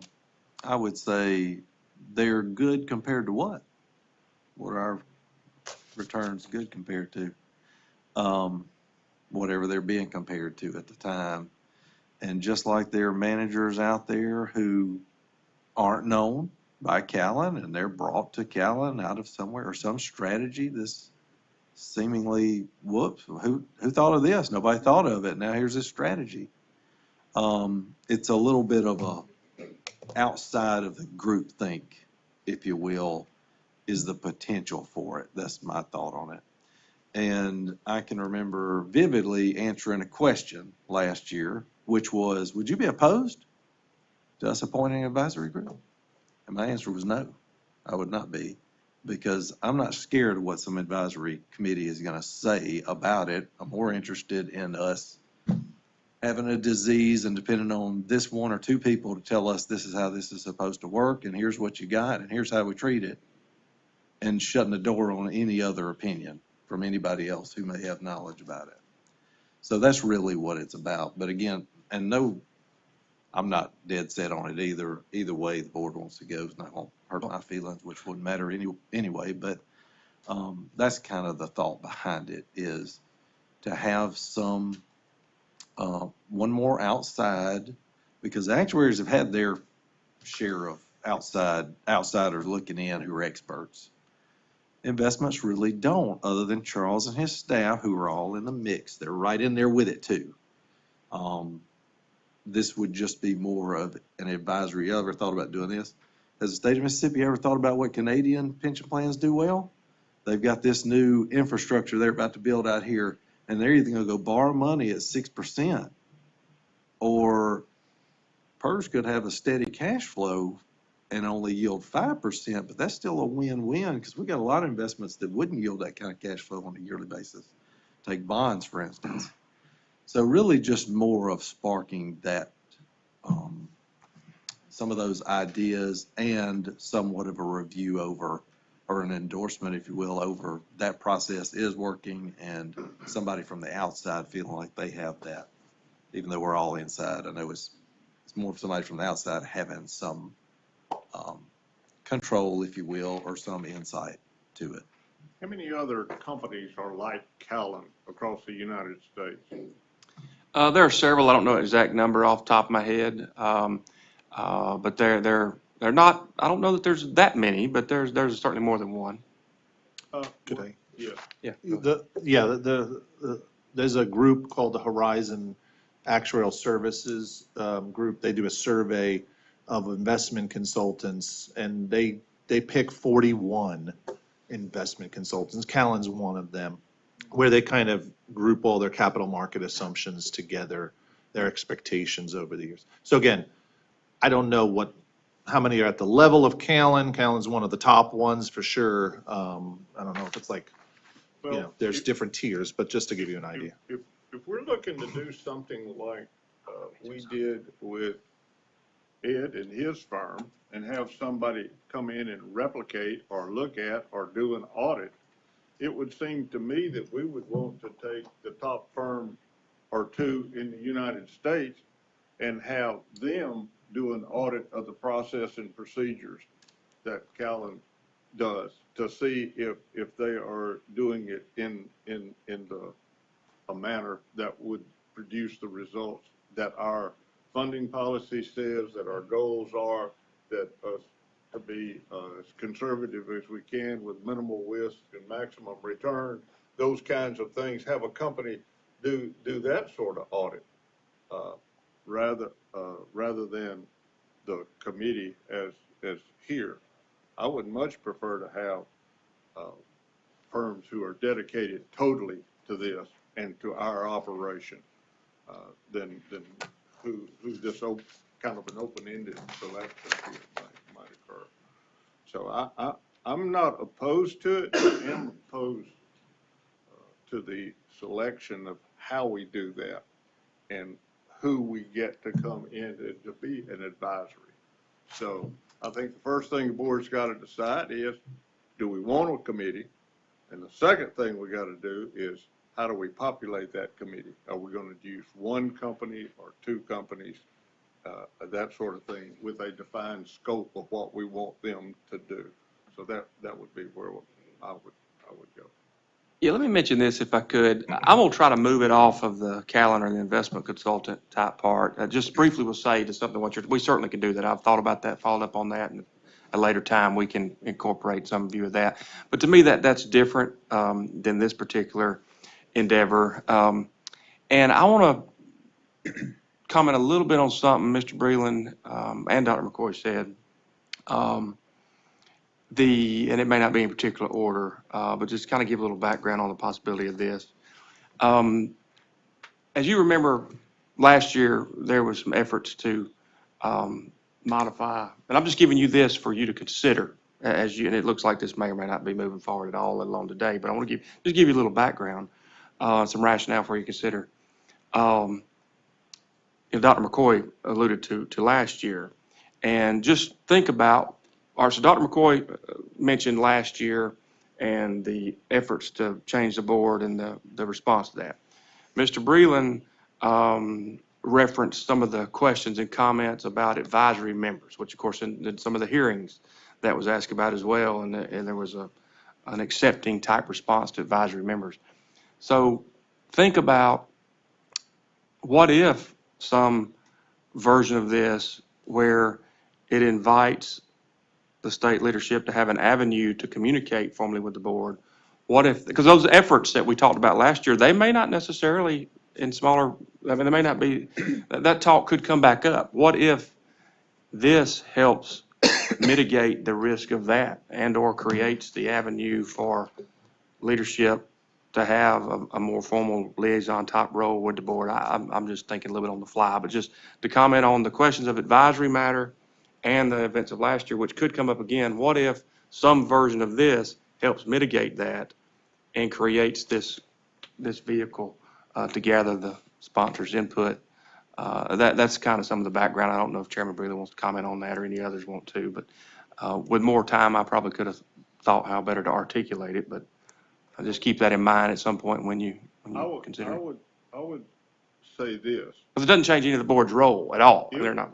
If the leadership in the Senate and the leadership in the House were to decide that they wanted to go this way and they wanted to have political appointees looking over the shoulder of PERS, then how should I say this nicely? The people that are represented here on this board, the PERS active retirees, and those inactive employees, about 300,000 total when you look at it, those phone calls could be unleashed again, that the political side is meddling with fiduciary side. And so, looking at it from both sides, wanting to have input, and then what may be the fallout from that, I would just say that I think that us as a board deciding, do we want this? And if it is to mitigate what may happen in the future in the legislature, I would certainly look at this and say that I would be in favor if we took out the political appointees and said the board would get competent companies that do what Callan does, because that's what we're really asking them to do, is to look over Callan's shoulder, these three people. So I could look at that. If in the need, there's a need that we could look at, certainly I could do something like that. I'm just a little hesitant now. I hate to interrupt, but I don't want to forget it. As an idea, because I see it as separate, related but separate from the calendar consultant review, which I could elaborate further on if you want to. I just had two thoughts in listening. One thing, if you wanted to do this, could be to modify it to where, and I don't know exactly how it'd be worded, but that the three state leadership, the governor, lieutenant governor, and speaker, propose or suggest, subject to the board approval or something to that effect, however that gets worded. I think Or- I think if we put advice and consent of the board that we would have to approve whoever they're recommending, they might view that as a slap in their face. Well, And I would be hesitant to say, advice and consent of this board to appoint somebody that they could legally do anyway. sure. Well, yeah, and that's why I qualified that I'm not sure what the exact wording would be. The other thing could be, maybe it's changed to where the board does essentially the same thing that's on here, but it's still the non-members, it's still the certain requirements, but it's the board creates it, as opposed to the leadership. But I'll basically close out by saying, in large part, this was in follow-up to the questions and comments at the last meeting. And secondly, created in the spirit of, I've always said many times, first of all, I work for the system, I work for the board, we're all fiduciaries, and I remember, I always know that and remember that. But I've also always said how we should work together, us as the fiduciaries and the legislatures, the policymakers, and this was put together in response to a question and in the spirit of ways to work together. That's the only way, that's the main theme behind it. So that's basically closes out most of my comments for now, but unless y'all have other questions. Well, my problem is I have a hard time voting against something that our director and staff have recommended. That kind of troubles me a little bit, but I really don't know where I'm for it or against it, and I want to think about it a little bit and talk to some folks. I would say, I just don't want to if the committee is agreeable, we'll, if there's enough sentiment to look at this again, we'll look at it in February. I'm not saying kill it or whatever. I'm just saying let's have a little time to think about it and look at it and explore it. Well, if I'm not mistaken, and I'll go back to Chairman Breland's comment, we're completely not focused on what the committee would be focused on. And that's investments, and that's return. And if the returns are as good as they can be, then that's as good as they can be. If they're not, these people on this committee would come from a background that would understand private equity better than I would. And this board has moved from 5% potential allocation to 10% allocation of private equity, where some of the greatest gains are. And if you're trying to go after those gains because somebody says this is where the greatest gains are the greatest risk also there? And is my private equity 2% 20? And if you don't know what that means, you probably need some advisory help, because that means if we park $3.3 billion of PERS money, because that'd be about 10%, are we paying 2% when it sits there before it's even put into play? And then you become a limited partner in a general partnership, and you don't know what your returns are, technically, except what they tell you. And it could be that you've got $3.3 billion allocated and only so much utilized.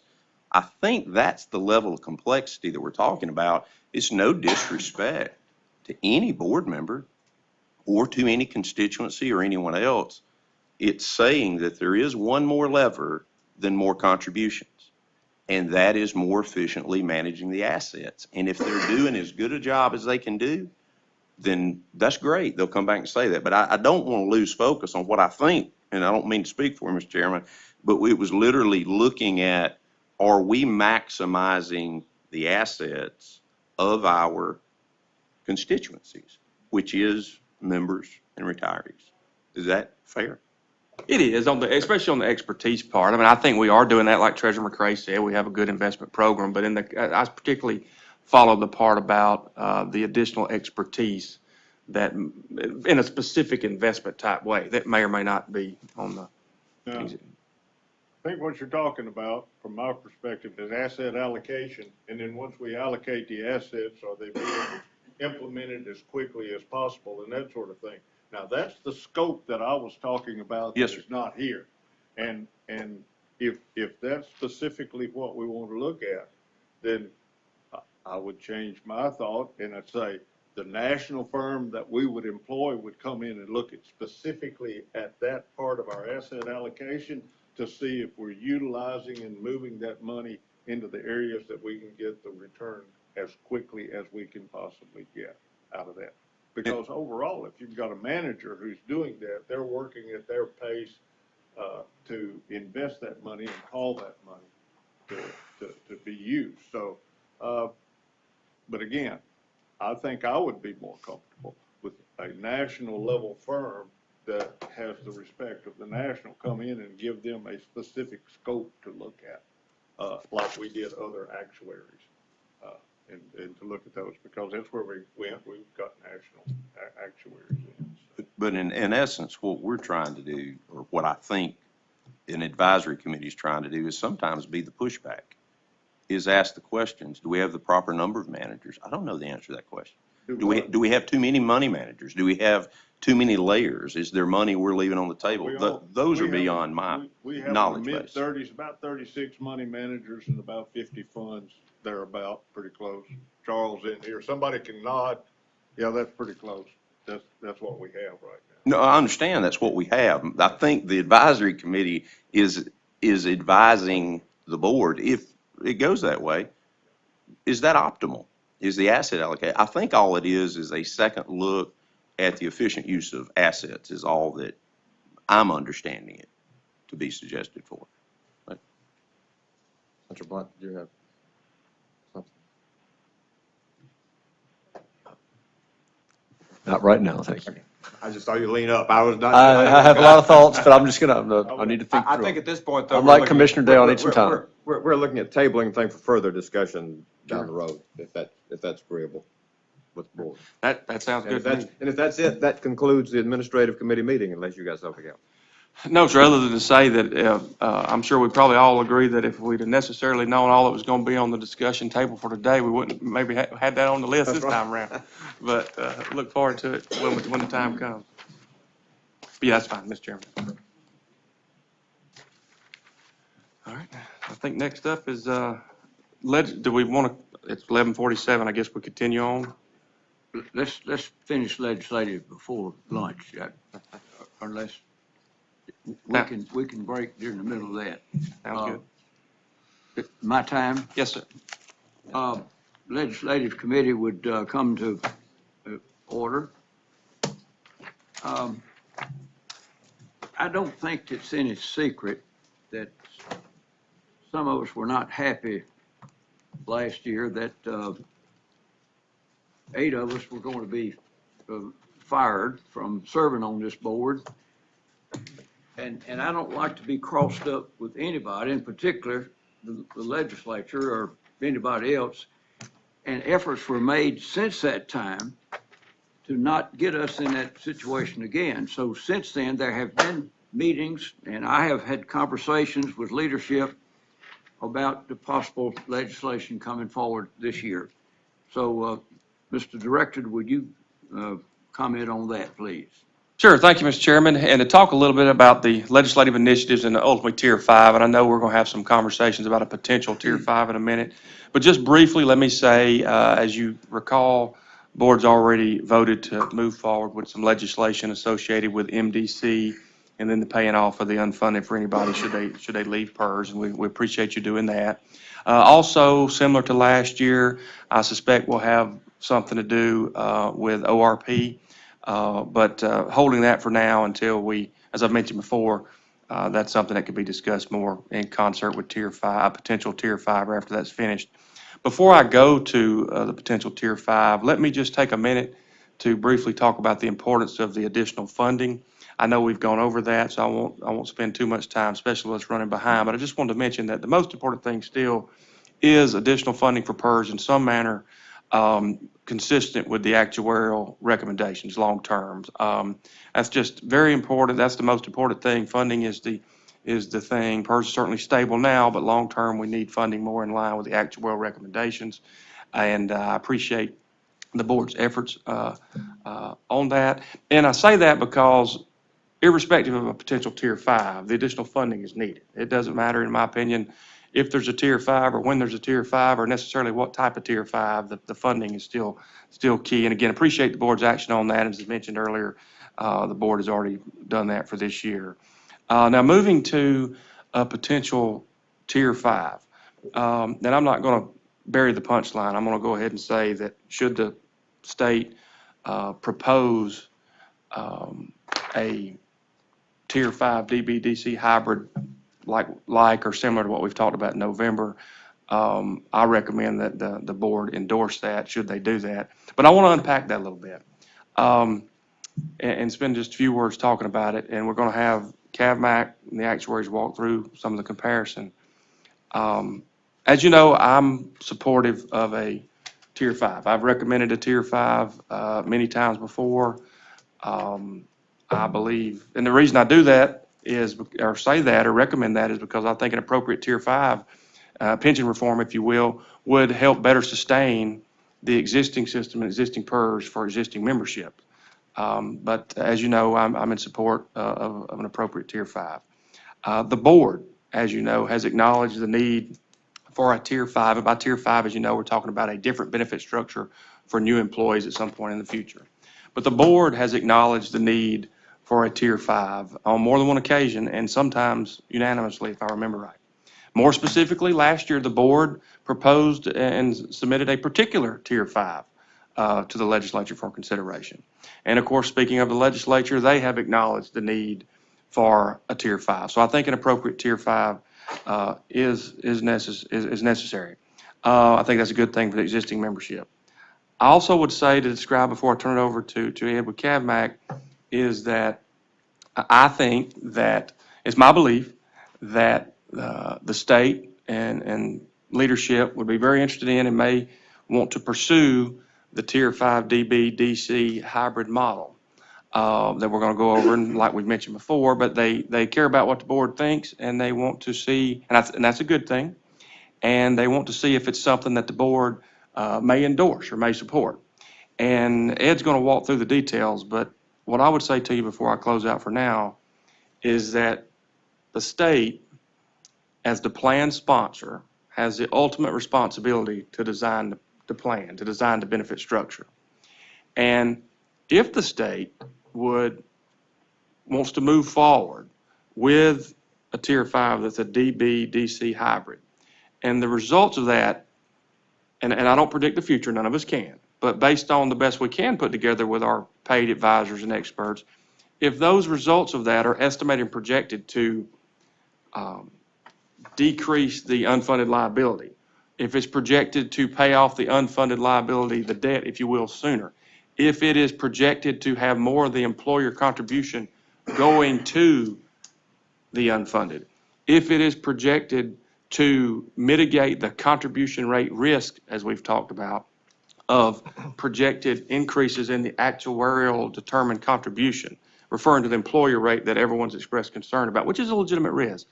If that comparison of that change is projected to mitigate that risk and lower that, therefore better sustaining existing PERS and maintaining and better maintaining the fiscal integrity of the existing plan for the current members and beneficiaries, the existing membership, which is where our fiduciary duty lies.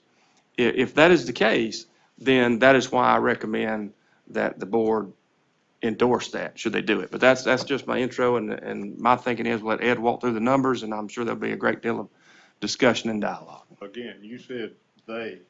Who is they? Well, in this case, the way it's described here is, I believe from memory without having the slide, is a potential state-sponsored hybrid. What I'm referring to is the state as the sponsor. So if state leadership or the state legislature, but basically the state that sponsors the legislative apparatus. But you said if the state sponsored it, is that talking to the leadership of the Senate? Or is that talking to the leadership of the House? Where is the information coming from? Because last year, I know that in the law, it says that they intend to do a tier 5. That's in the 3231. It said they're going to do that. So I guess my question is, they, And are they considering a DB plan that would reduce some of the, would reduce, say, from a compounded COLA to a simple COLA with a cash infusion? Would that accomplish the same for the money that what we're going to be looking at today? Are there other ways to get there is what I'm asking than just going to a hybrid plan? Sure, it would depend on the specifics and the details. I think, when it comes to pension reform and pension plan design, it's almost like a restaurant, and you can order off of a variety of options on different ones. I think the question for today, though, is how the board would feel about the potential So hybrid. what I've heard you say is that if they propose a hybrid plan, that we should support it. That's what I heard you say. With some qualifiers there, if they propose and want to move forward with one like that we're about to see based on this projection and analysis, then I would recommend that the board endorse it because of those reasons I mentioned about it better sustaining the existing system and You're membership. asking us to endorse something that really hasn't happened. This is just still in consideration for us as we would go through looking at different plans for funding of the system. Is that correct? Just like the last Tier 5, that's right. Do what now? Just like the other Tier 5 that's still there Okay. and still available for them to Okay. say it's been recommended by the board for that one at least, in Yeah, particular. well, when it wasn't adopted, to me, it's kind of like you start all over again with a new hopper over there. You got to introduce a new bill, so. But yeah, I apologize for interrupting. Go ahead, Ed. All right, so again, this is just kind of what's been communicated to us, and for us to kind of run the numbers for this Tier 5. Just our caveats and assumptions, these are projections. Take them as you will, but there's a lot of assumptions that go into these, but these are our best guesses of what could potentially happen over the course of time. We kept our active membership static. We assumed 7% of return each year just to keep it level, keep it going. And we assume, except as otherwise noted, that the contribution rate will continue to be 19.9%. So this is where we were back in October that we presented the PERS current funded graph, if you will, was kind of hovering flat. The cash flow improves, but gets down to pretty dangerous levels here around the 2038 mark. And then the ADEC contribution requirements. So we're really seeing that if there's no more funding coming into PERS more than the 19.9 anticipated phase-in, that again, that's the cause of the funded ratio staying flat. So what we wanted just to kind of do is here's a comparison, a side-by-side comparison of the potential state-sponsored hybrid plan versus the current Tier 4 of PERS.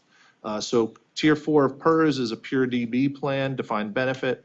The potential hybrid plan is a hybrid of the DB and the DC plan. So it's got both components of it. Employee contribution rates would be the same for either tier at 9%. However, under the hybrid plan, 4% of that 9% of the members' contribution would go into the DB plan to help pay for their benefits, their accruals of their benefits, and then 5% of their contribution would go into a DC, a defined contribution arrangement, 401k, 457, whatever's determined to be that avenue of a DC component of the plan. As far as the DB multiplier or DB plan side of things, we'll stick to that in the first few lines here. Currently, the multiplier is 2% for the first 30 years of service, plus 2.5% for service that anybody works beyond 30 years. For the hybrid plan, it would be 1% multiplier for all years of service. The vesting eligibility would stay at 8 years. The unreduced retirement eligibility There's one little wrinkle under the hybrid plan versus the current Tier 4, whereas instead of a 30 and out, or 30 years of service that a member could retire now under Tier 4, they would need to have age of 62. That would be the earliest they could go out on an unreduced retirement eligibility. They could certainly still go out on an earlier retirement basis once they reach 55, but for unreduced or normal retirement eligibility, they would need 62, and then the 65 and 8 would remain the same. As far as the final average salary definition, currently it's at 4 years for the highest years, any 4 years, but with the 4 highest. The potential state-sponsored hybrid plan would be the 8 highest consecutive years. Usually, they're pretty consecutive, the 4 highest. They're usually the 4 last years, but, just to add that little component that they have to be consecutive. Sick leave and military for the hybrid plan would not be included in eligibility, while it is currently now included. The cost of living adjustments, the COLAs, you all know what the COLAs are under Tier 4. There's no change there, but under the state-sponsored hybrid plan, there'd be no guaranteed COLA. However, to be determined, an ad hoc COLA could be approved by the board or even the legislature for this plan if funding avails that opportunity to provide a COLA down the line. Partial lump sum option, right now under Tier 4, it is available for somebody to choose that option once they reach 33 years of service and want to retire. They can choose up to 12, 24, or 36 months of their benefit in a lump sum, and then the rest of their benefit is actuarially reduced from that point. So the present value of the benefit is exactly the same, but it gives that opportunity for retirees to do that. Under the state-sponsored hybrid plan, that would not have an option to do that. And then the defined contribution side of things under the state-sponsored hybrid plan, there would be no employer match, but the vesting would be immediate in those employee money of 5% of DC. So we were asked to put together a sample benefits. What is the impact of that? We kept it the same person basically that retires at age with 30 years of service at 62, who at retirement has pay of 60,000. So that doesn't mean they had pay all years of at 60,000 for all of those years. Basically, this member, we backed off pay all the way back to their entry age. And it came out to they started making $28,000 at entry age, and then they got 2.65% is our assumption for payroll growth each year until they retired 30 years later when they were making $60,000. So the final average salary under current Tier 4 would be about $58,000 if you just take those last 4 years of pay. I'll just stick to the columns at first. So under Tier 4, that benefit using the formula listed on the previous page would be about $34,620. Obviously, there's no DC plan. We estimated their Social Security benefit at retirement would be about $18,000. So the total benefit from a current PERS Tier 4 would be about $52,620. That replacement ratio at retirement is 87.7% that they'd be replacing at that time. Under the state-sponsored hybrid plan with a 5% interest assumption, again, they would have the opportunity to invest their dollars similar to how, I guess, some of the other DC options are available. But for simplicity, we just made an assumption of 5% for now. That final average salary would be $54,850. Again, that's an 8-year, excuse me, 8-year final average salary versus the PERS tier is 4 years of the highest. So it is slightly lower. That benefit at 1% multiplier for 30 years would be $16,455. We anticipate, based on those salaries, starting at $28,000 all the way to $60,000, if they put in 5% of their money and it grew at 5% interest, that balance would be about $130,000 in a lump sum. If they annuitize that over their lifetime at that point, they could potentially see an annual benefit of around $11,500. Again, if we add the Social Security benefit, they're looking at receiving a benefit just under $46,000, which has a 76.6% replacement ratio. If we assume 7% interest, the only thing that really changes here is the account balance would be $181,000, and the annual benefit would be $16,000. So the benefit's about $4,500 higher. And that goes to the bottom line there, and the replacement ratio would be about 84.1%. Any questions here on the benefits? Obviously, Tier 4 would have the COLAs built in for future growth there, whereas the state-sponsored hybrid plans would be ad hoc going forward.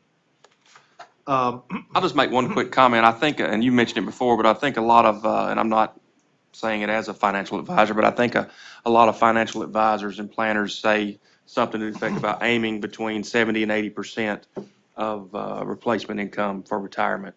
And I believe from memory, that's probably on some of the terminology in our member statements. And I say that because I'm just looking at the bottom and on there. Yeah.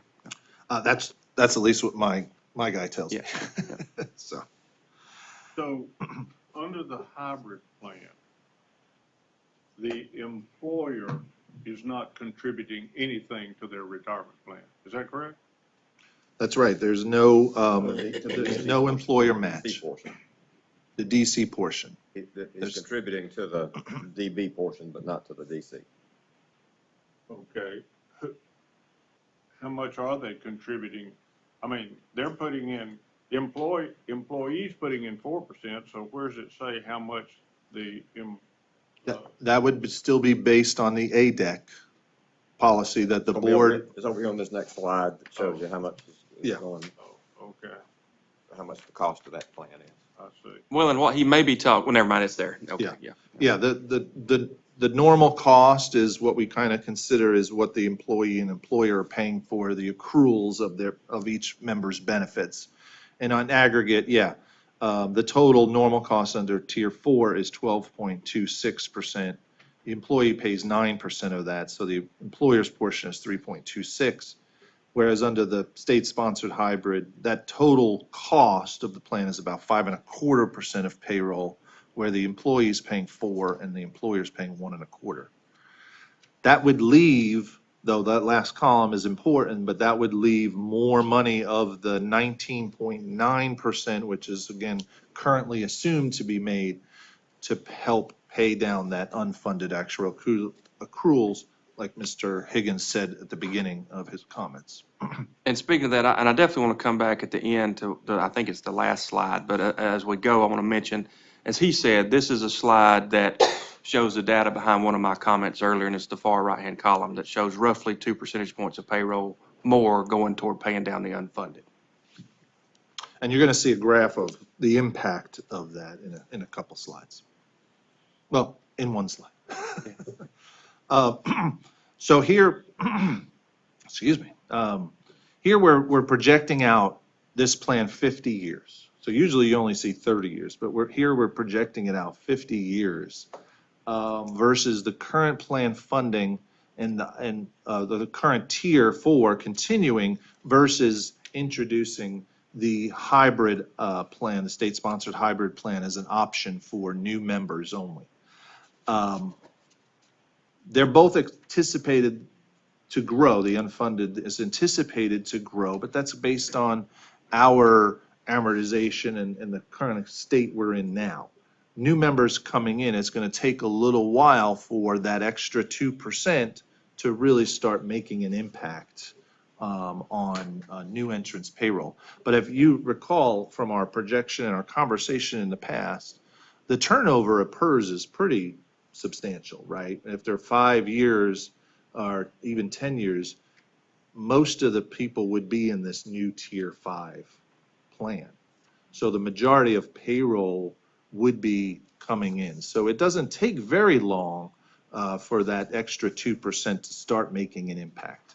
So you see here the unfunded for under the current PERS plan would still be $20 billion in 50 years under current funding scenarios versus in 40 years under the hybrid plan, this plan would have a zero unfunded actuarial accrued liability, meaning it would be 100% funded in that time. So again, that gets to Mr. Higgins' other point of reaching a better funded ratio quicker. If we look at cash flow, again, these are the metrics that we use. So we look at the metrics of these different plans together. I've showed you this before. The top left is the cash flow of current PERS and where we're headed and the increase of anticipated benefit payments over the next 50 years is more than doubling. And the cash in the black line there, the contributions doesn't really ever catch up. And under a hybrid plan, the benefit payments are much lower on the DB portion only. It only shows the DB portion, but you can see the cash flow does catch up to that over time. I want to go back real Yep. quick. I want to mention something about the top left screen really quickly, and Ed, if I say anything that's different, please, by all means, weigh in. Same thing along the lines, Audra on the phone as fiduciary counsel. But this top left screen, which is the existing PERS plan, and I was just going to say quickly, even though the next 10, 12, 15, 20 years may be crunch time, if you will, for the PERS system, and many of the existing retirees will term out of the system, this chart still shows benefits continuing to grow to a much larger amount, correct? That's right. Okay. Exactly. If no change is made. Right. And then the last metric is the projection of the actuarially determined contribution or the ADEC. Again, under current funding expectations going forward, the calculation of our ADEC is anticipated to grow for both plans as expected because we're just not getting the funding that is needed. So it does take quite a while. So this is a 25-year projection of those ADEC rates. And as you can see, the hybrid plan is in a better position, but still growing to about 40% of payroll. Again, this is just assuming 19.9% is contributed into the plan. However, if more funding is provided to PERS, this graph looks very different, and I'm going to flip over to the next slide, and it's the same results, but now we're putting in what CAVMAC recommended to the board at the October meeting, is putting in a phased-in amount of up to 27.9% or almost 28% of payroll being put in. And as you can see, both numbers are better. But the hybrid plan, that ADEC rate never gets above that 27.9% of payroll. In fact, it's less. And if the board has adopted the ADEC method, that we wouldn't need to go to the CAVMAC recommended rates. We could stay along the lines of that kind of teal colored graph there. So. And I want to really emphasize a few things. Were you finished on that? Yeah, go ahead. And the next page is just thank you, right? Next page is thank you, yes. This is the graph I was talking about that I really want to emphasize and point out something on.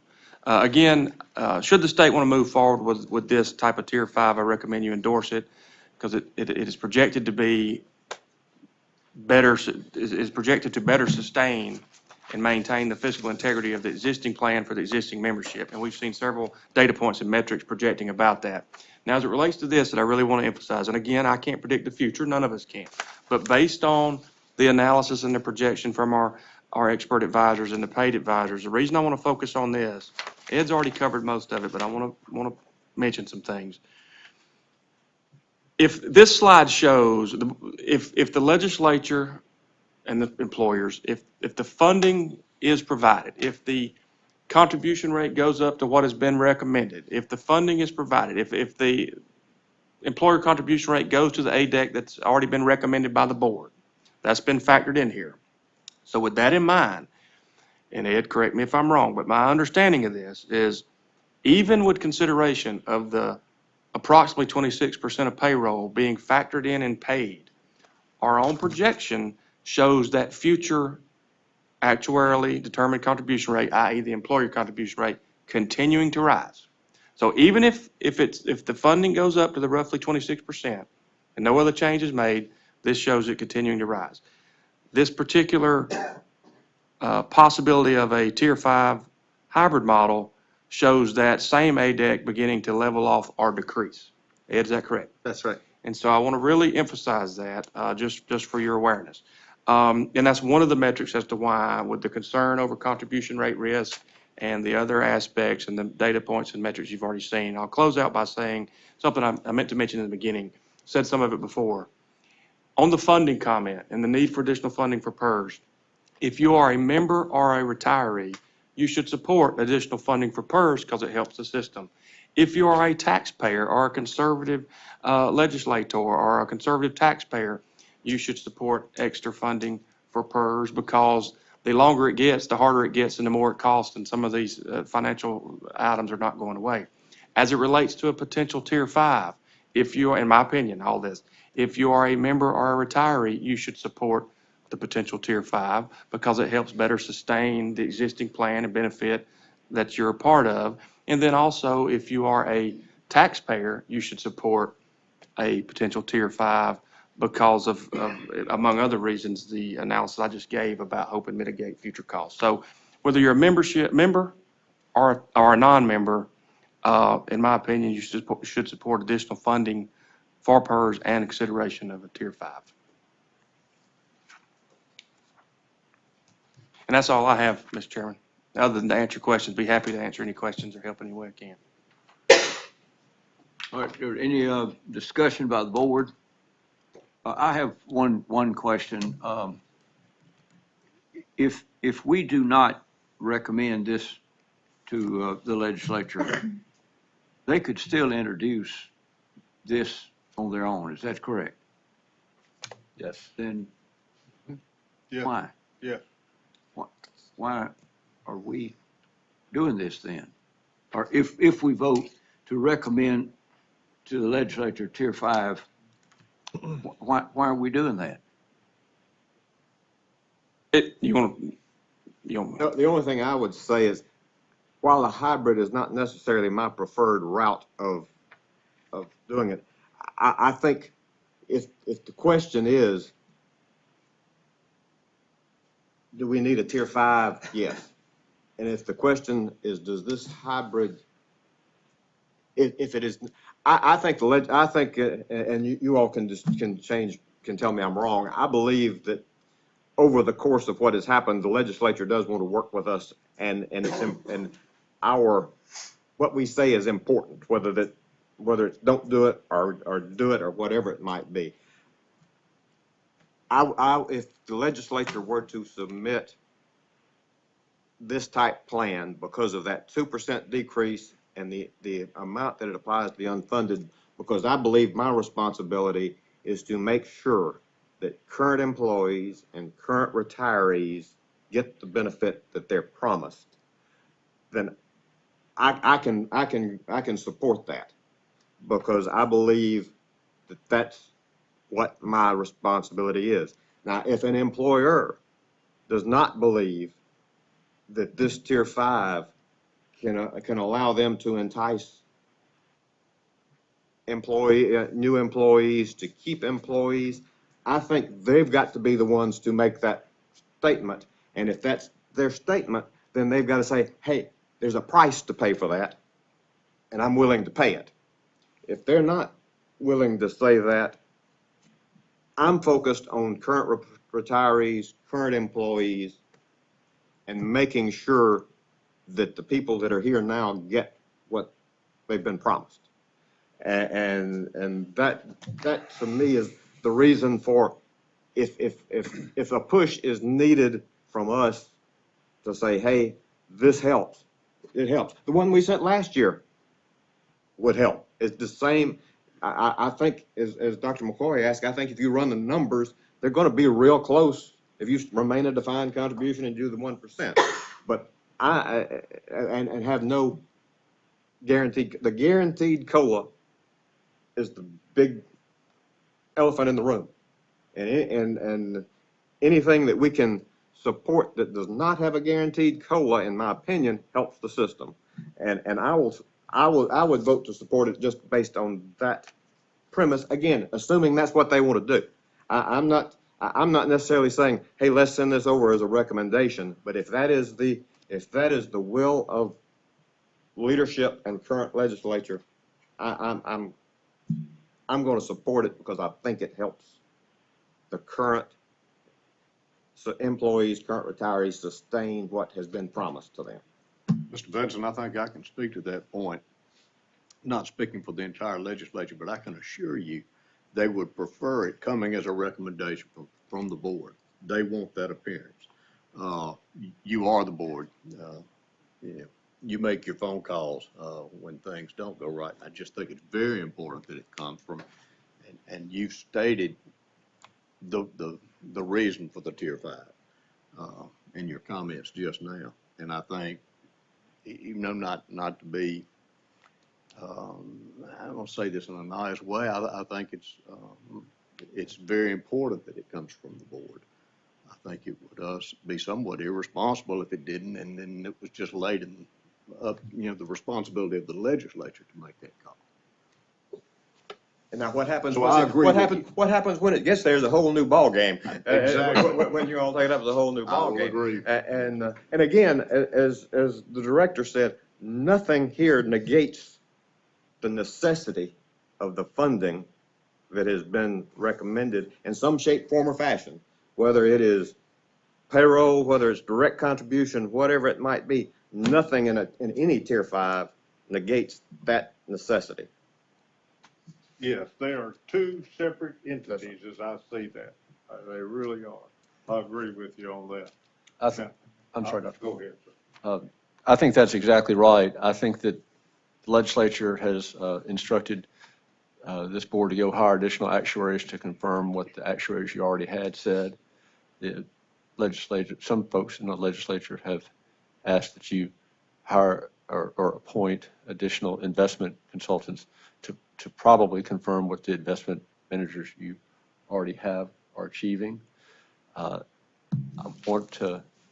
think that there has to, just to reiterate, we, the legislature, have a contractual obligation to our current retirees and our current employees to pay these benefits, and it is going to cost money. And until that is recognized, then all of this discussion is really ignoring the elephant in the room. That money has to be paid whether there's a Tier 5 or not, whether there's an investment advisory committee or not, whether there's more actuarial studies or not. To meet those legal obligations, more money is required. Secondly, with regard to Tier 5, I mean, this board sent a Tier 5 to the legislature last year. And so I would like to see how that plan, which has already been adopted by the board, compares to this. I don't know the genesis of this hybrid proposal, but I would like to see a comparison between the board recommended Tier 5 that was introduced earlier this year in this, and to see where that puts us. And then secondly, I mean, I do think it's important, and I agree with my colleague, Mr. Oliver, that I do think it's important that the board weigh in on this, but the details of what this Tier 5 is going to matter a lot. So I hope that the board will engage on the details and not just say, well, yeah, we're for Tier 5. And we want to know what that Tier 5 ought to look like and what's in the best interest, not only of our current retirees and employees, but what's in the long-term best interest of the state and the economic benefit that the state enjoys because of PERS people who are going to be retiring in 30 years as Tier 5 employees. So I know it's a lot to look at. I do think it's important that the board have an opinion on this, but what a tier 5 would look like is important. And maybe it needs to look like this and maybe it doesn't. So let's look at options. But I think the first thing is that whatever we do with tier 5 is, and there's a lot of discussions about taxes and state budgets coming up in January. We have to recognize that more money is required to sustain the system long term. And I think we all recognize that. Thank you. I agree with Senator Blunt, and I'm going to go back to our funding policy that we have delayed. The first bullet underneath our funding and goals objective that had literally no changes in, it says this: preserve the defined benefit structure for providing lifetime benefits to the PERS membership. That's where I stand. I'm like Senator Blunt, I want to go back and I want to see exactly what we proposed last year as a total defined benefit and how it compares to what we have here. And then what do we need to do to modify to get to the same end as this projection here is on the hybrid? What do we have to do to keep it 100% defined benefit? Now that's my opinion, and Senator, I want to see both of them and just compare them and look at them, because if we had adopted if we had adopted our funding policy today, and then we vote to do the hybrid system, we would be violating our own policy right off the bat. Just aside. Dr. McCoy, I don't know that this doesn't preserve the DB plan. I think it does. I think it just adds a component to it. But I think that, to your question, Mr. Chairman, is why would you do this? Because you may not know what you're going to get if you don't. And that could be something even further off that's not a DB related plan. Now, again, the costs are still there, so it doesn't matter. That it gets worse. DC plan gets worse, especially in the near term, because there's not funding coming through the same manner. But I think that's one of the reasons I would think the board, or I personally would say it's necessary, is because it gives another option.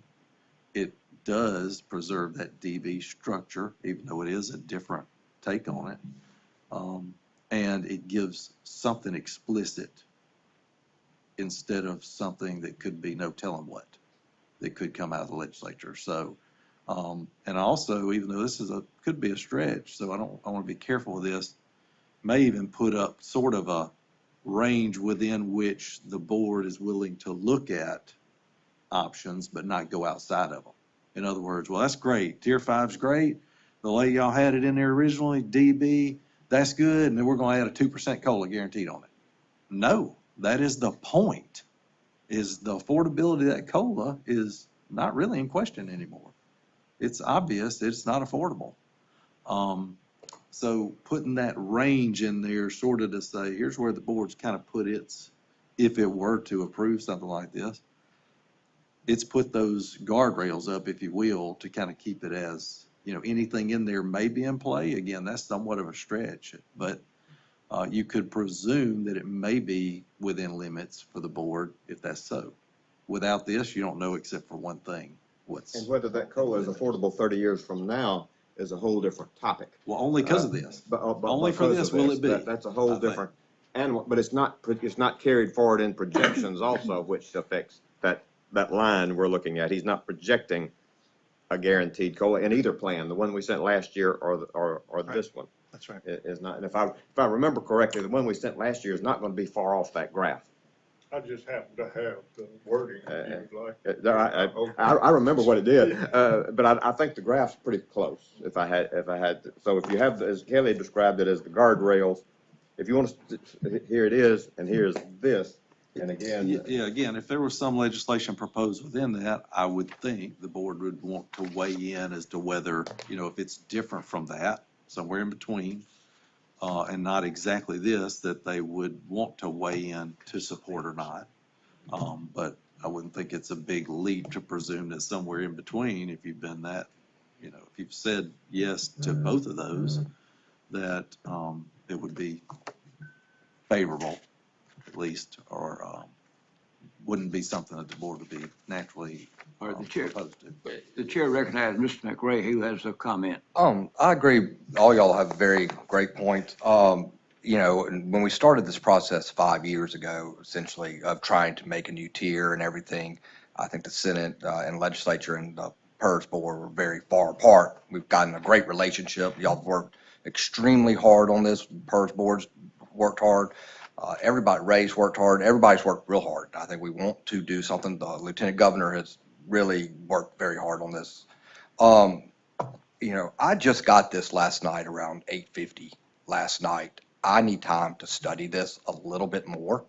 I don't see the rush today of going ahead and having the PERS board recommend something when we could wait a couple weeks. I think the floor vote for deadline is late March, early April, if I check the calendar right, somewhere around there.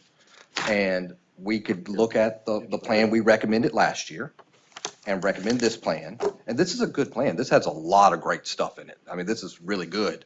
I'm really happy with it. But if we could compare the plan we had last year and this plan and see which one is better and then go from there, I'd be a lot happier person. Because I don't think we need to rush to a recommendation because it's going to have our name on it. And I want to get this right. And because this is a generational change for the state of Mississippi and for future people that aren't even hired, that we don't even know who these people are.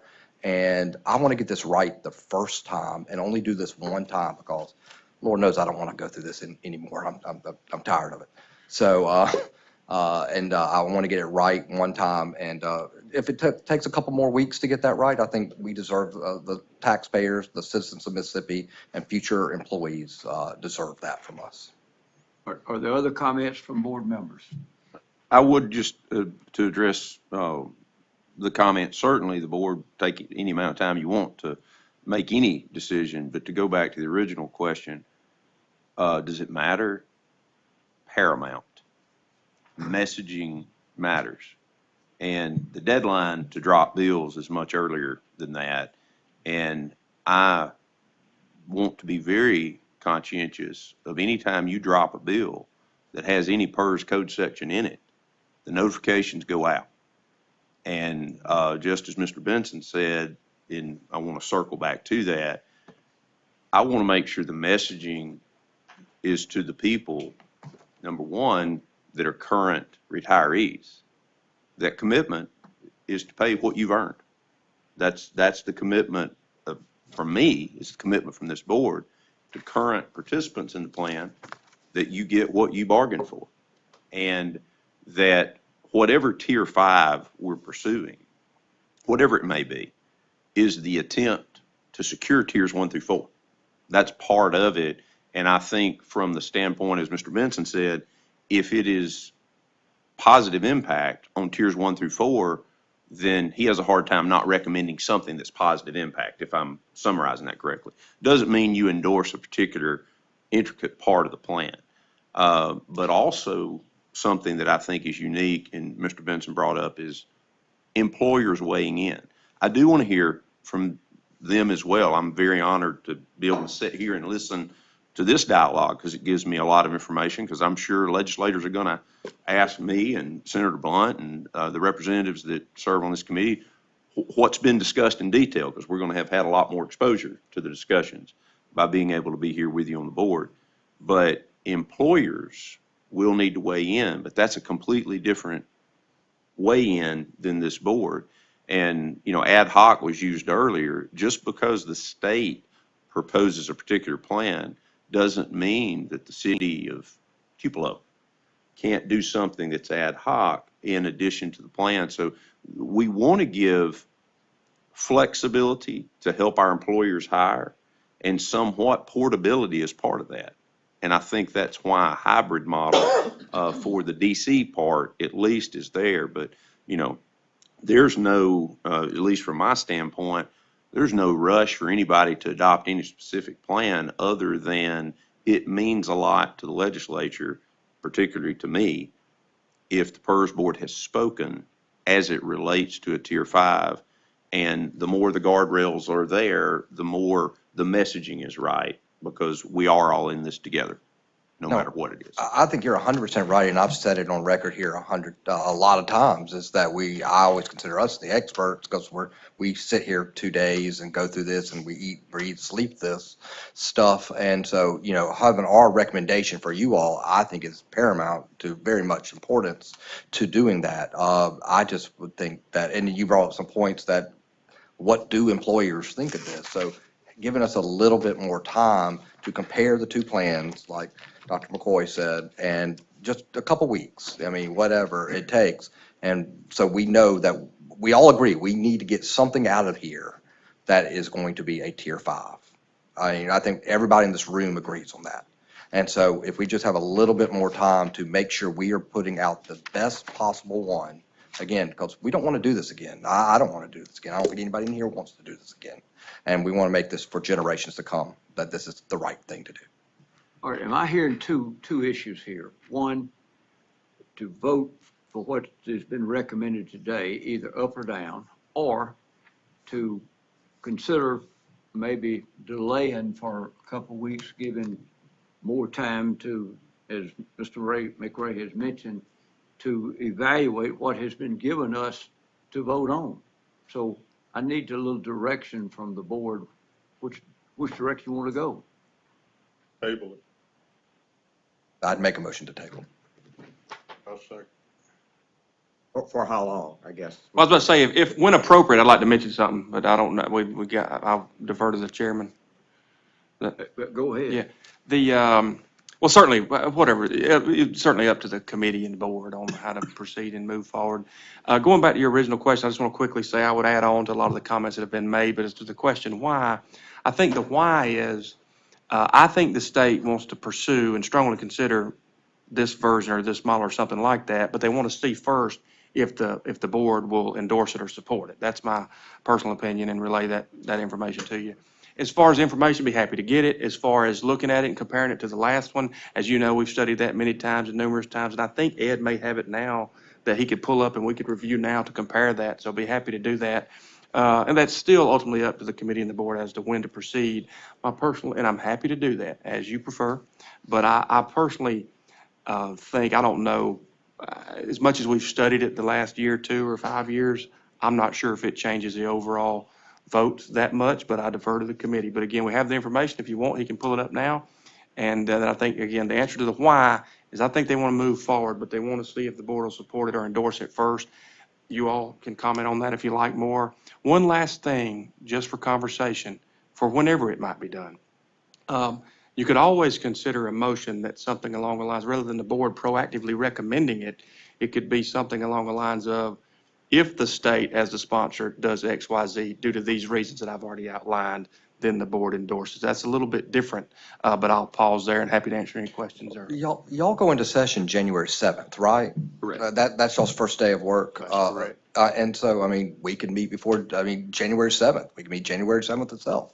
I think in the end of the day, we're going to come out with something, and this may be the one we come out with. I just need a couple more weeks, a couple days to look at it, other than 12 hours that I've had to look at it. Mr. Chairman, if I might, there's some time frames that have been thrown out this, in discussing it with my colleague, Senator Blunt. I believe this would fall under general bill deadline instead of an appropriation bill deadline.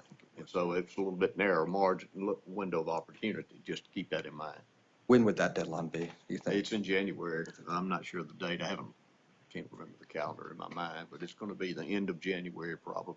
And we want to give y'all, I would think, from y'all side of the coin, the most time to get the most votes to get this, because y'all want to get this passed too, and y'all got to convince your own people that, hey, this is the right thing to do.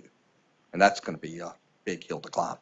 Well, it depends. The drafting of it is going to be the big hill to climb, I think, from what little bit I know of the process, the drafting of this is going to be pretty involved, if you're making this kind of change. The old one's not maybe that big a deal, but this one's gonna be a pretty. I think that's very much true, but also, I'll go back to what I said earlier with the messaging. If the message from the PERS board is, hey, we believe in a hybrid, and we're working on the language together, we can work together to get that language right in the bill.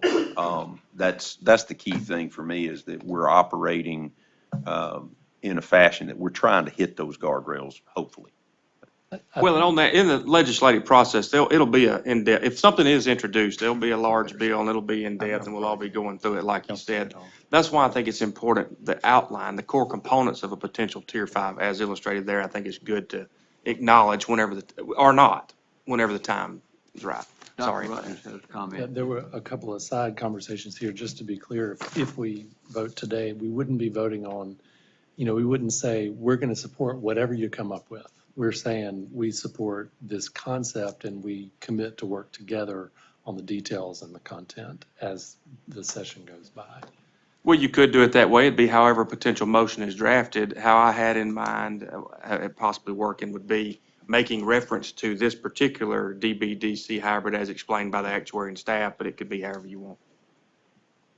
Well, I would favor a Tier 5, but I don't want to bring it up if it's going to be voted down. That doesn't seem to send a good message to the legislature. So, Well, go ahead. Again, I think the board has gone on record as in supporting a Tier 5 with a specific proposal that that everybody in the board has vetted and understands. And that doesn't mean that this new proposal that we're just seeing today may not be something to consider. I don't know, but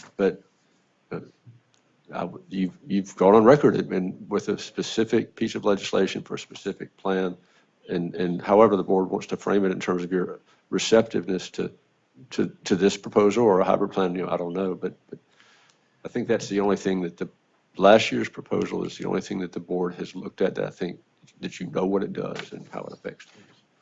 Well, I don't see this proposal as much different than what we've talked about ad nauseum in the past. It's if you want to use the menu approach, you could always order something a little bit different, but this is something that we have talked about in great detail, some type of hybrid approach. We have looked at charts left and right and up and down and run scenarios, and so I don't think this is a new concept at all.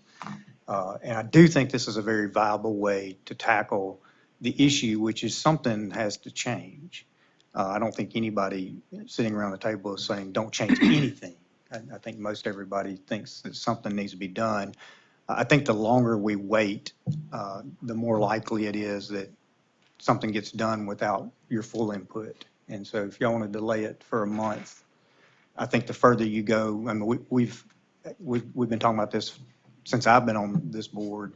And I know we had lengthy discussions back last March, February, March, April. I think very lengthy discussion, I may be mistaken on the months, but so we've had numerous discussions, and it does to me look like this is a very viable way to do it, and the board ought to be able to make a decision whether or not they would support this approach. Thank you for that. And just to add on a little bit to that, I'm pretty almost positive that this, just as clarification, this particular one is just like or practically like the one we went over in November, or at least one of the options. Yeah, one of the options, I think. And then just as an idea to Commissioner Dale on the voting, certainly that's all up to you, the treasurer, the board, others that have spoken. But you could always consider it over lunch. Obviously, that's to you and the chairman and others in the big meeting, or as the treasurer said, in a day or two or something. But anyway, I'll leave that to y'all. But this is practically the same, like Commissioner, in addition to what Commissioner Graham said, or in concert with what he said, to one of the options in November, right? Yeah, we gave several options in November, but yeah, we've always kept the original PERS board Tier 5 option with no cost of living adjustment as an option from last year. So So yeah, we have the numbers that we went over with you in November. Can certainly work on that and get that. I like the idea of just focusing. Look, we had 5, 6 lines, in those graphs from November, so it's kind of hard to see, but just seeing these 3 lines comparison is. All right, as chairman of the legislative committee, I will ask for if there is a motion that needs to be made at this time. Didn't we already have a motion made? Table. Table? Yes. And I Did you second make it. that? I'll make it officially. We've already got a motion and a second. All right, on the Mr. floor. McRae has made a motion that we table this. Is there a second to that motion? And somebody got to already help me with seconded. my Roberts. I second it. All right, there is a motion has been made and seconded by Mr. McRae and seconded by Dr. McCoy that we delay taking up the issue of a tier 5. Now, all of you who favor delaying a vote on tier 5, if you'd be so kind as to raise your hand. All those opposed to that will raise your hand. Now, the chair would entertain a motion from the board for whatever you wish to do. Chairman, I would make the motion similar to what Dr. Rutledge proposed, in that I would be supportive of a state plan tier 5 with a hybrid component similar to what was presented today, that reduces that increases the amount that is contributed to the unfunded balance and improves the funded status of the plan over time, in addition to maintaining an ADEC rate that does not continually increase based on those projections. I don't know if that's exactly the terminology that is there, but and again, we still want to see the inner workings of that as it progresses, but as the hybrid that was proposed today, I would place that form of a motion. Mr. we need to Benson draft has a made motion. a lengthy motion that I hope we've gotten the context of.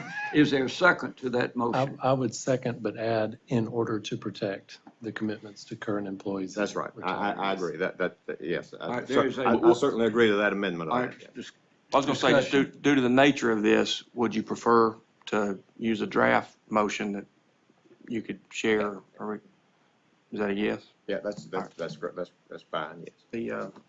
Could you restate what is being voted on? Say that? I was just offering, since it was a complex motion, I've got something drafted if you want to read it and use it. And I was just asking him first. Yeah. Basically, that we would be supportive of a state-sponsored hybrid plan as presented, similar that did preserve